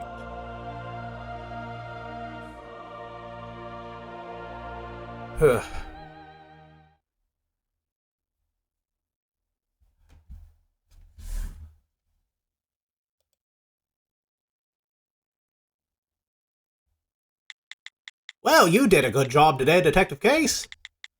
If that's what you called me over to talk about, I'll be on my way. Ha ha ha! That's cold, my dear lad. Are you trying to copy your peers? I've just come to learn with time what sort of person you are, Chief. You lot may hate me, but I love all ya. You're smarter than anyone, but you're dumb enough to be used and eaten up. And what's more than that, you're normal like me, unlike those others. What's that supposed to mean? You don't know? The sergeant and detectives Brian and Thena are all perfectly normal. Dumb indeed. Even after everything you went through today, you're still not able to see the wood for the trees. Why'd Bearfin say she killed your victim? Why'd Elroy try to save someone he knew so little about? Saying it's a grudge against the Bureau or due to some moral high ground is nothing but an excuse. The real reason is because they're staffers. What? Staffers are a special lot. It's obvious that they've sloughed off their mortal coils in favor of something outside the realms of normal society. They're trying to do something remarkable with the use of their skills. That's why all these cases with staffers are just so complicated. But you're no staffer, so how can you speak like you know them? Because that's what I'd do if I were in their shoes. Because everyone I know would do the same. Because humans are rational creatures. I'm the one who called you this way, so let me leave you with one piece of advice. If you want to climb the ladder of the Bureau, you've got about a day to start agreeing with what I just said. What was that last part? Sounds like the words of someone who's leaving, no? Ha ha ha, was it that obvious? I mean, you were going to figure it out for yourself tomorrow anyway. Remember my advice. You've got the talent to go up and up. Only kings and kooks enjoy high places. However, there is one thing you said that I can relate to. Those people. Whether I believe them to be right or wrong, they're special. You'd better be going. Please tell Sergeant Redvins to stop by my office. Tell the other two not to be clocking out just yet either. I don't know where you're going, but I'm glad to see you off, Chief. Right, I guess this is a goodbye.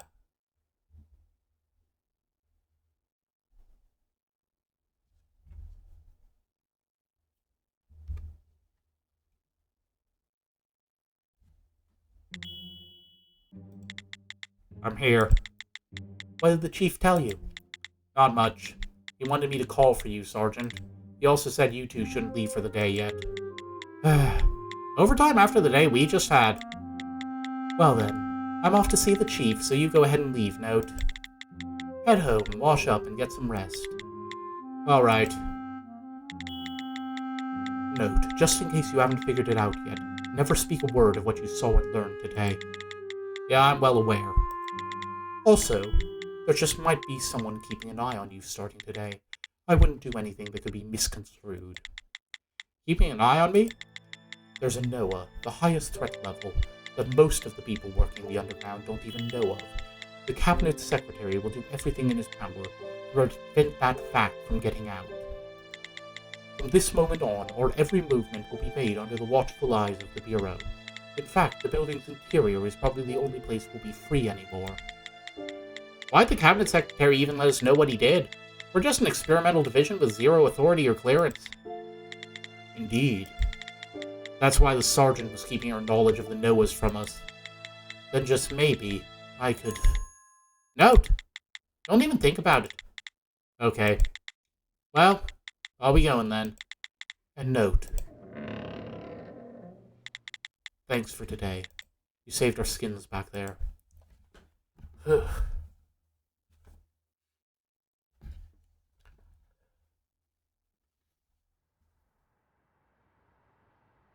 Right. Up to the balcony of depression again.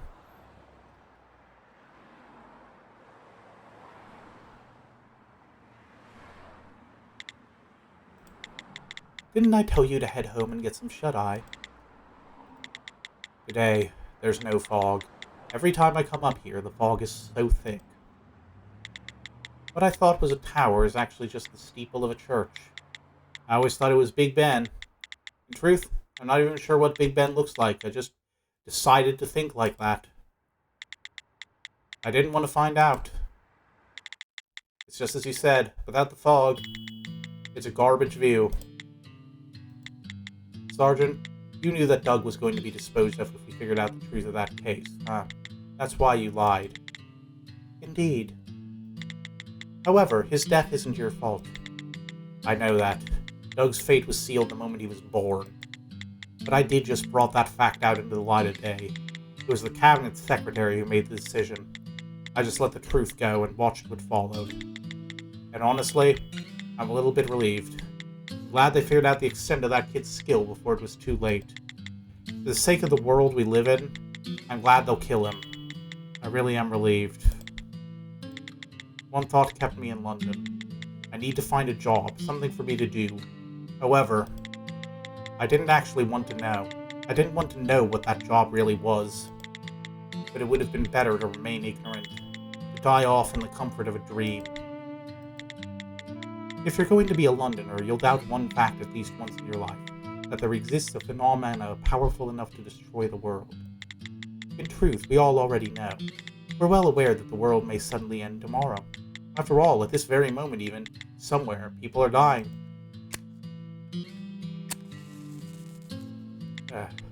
But we all live on as if we didn't know. If we didn't, nothing else would hold our focus longer than a second. The real world out there is an absolute mess. It's chaotic. It's irrational. It's a world where discovery only leads to loss. So we keep laughing. We pretend not to know. Even when the Bureau paid me a visit on my 9th birthday. Even when I kept waiting to be sold off down the river as I completed my training. Even when I got caught up in all the bigwigs' internal power struggles and thrown out like rubbish. Even when I was assigned to this experimental department for fledgling talent because I was so hard to handle. Even 2 years ago, when someone I respected died, I had to pretend that nothing happened and keep on laughing. But, note, I just can't laugh in front of you. It's odd. The laughs just won't come.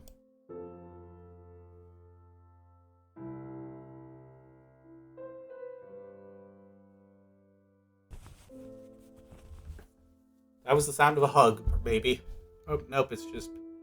Note. Take my hand. But, Sergeant, it's okay.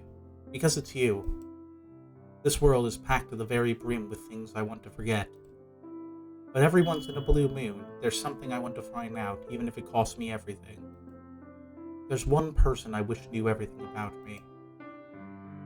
And note, I want to know about you. Even after I forget every little detail about this world, I want to know about you. Me too. The same goes for me. There's a person I'd like to find out about.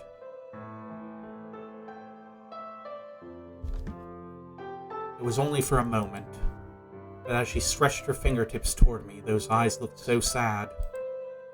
and as our words poured out like they'd been written out on a script, I couldn't be certain where my own mind was.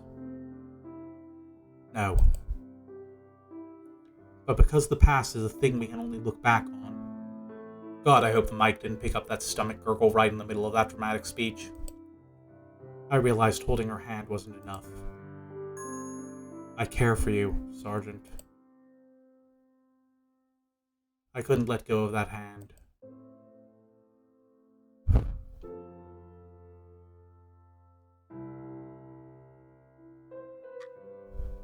The Mana Affairs Division, within the Investigations Department of the Phenomana Bureau, is to be shut down in 20 hours.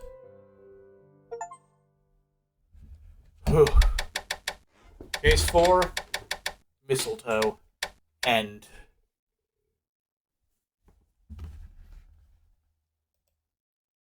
Well, that was a heck of a thing to go out on. Yeah, just... Let's head back to the title screen here, because... Yeah, so, that was Chapter 4 of Staffer Case, and, yeah, I've finally got a hook that's got a... I feel a little better about wanting to finish this game now, because I was feeling kind of burned out on this one at the start of this, but this kind of drew me back into it. I guess I wasn't a big fan of the third case, I don't think, or at least how the structure of it went, even if there were a couple decent moments in there, and I really liked the solution, because I figured that one out in advance, and I'm a genius, ha ha ha ha ha. But seriously though, yep. And of course, now that I actually want to stream this again right away next week to figure out what's going on and hope we get a decent resolution, we're going to be, next week I have other things planned. So, for those of you who weren't around for the Discord post, and if you weren't, why are you not in the Discord server? The link's over in my About section. Hop on in there.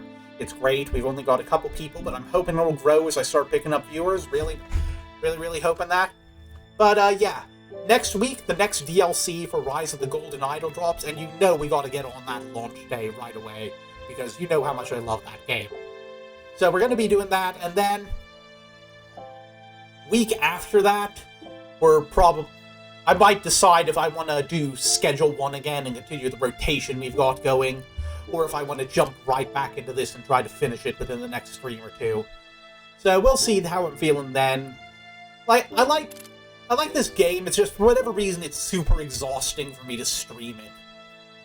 But with that being said, thank you all for coming today, even if chat wasn't super active. Looks like we still got 2 people in here.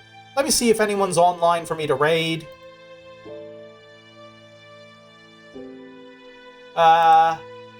Let's see here, Nope, no such luck. Alright, well, in that case, we're gonna call it here, I think. Great having y'all. Thanks for dropping by. See you Saturday when we continue with Beacon Pines, and then, well, we'll follow on with the schedule from there. Thanks for stopping in. Love you all. Have a great week. Bye!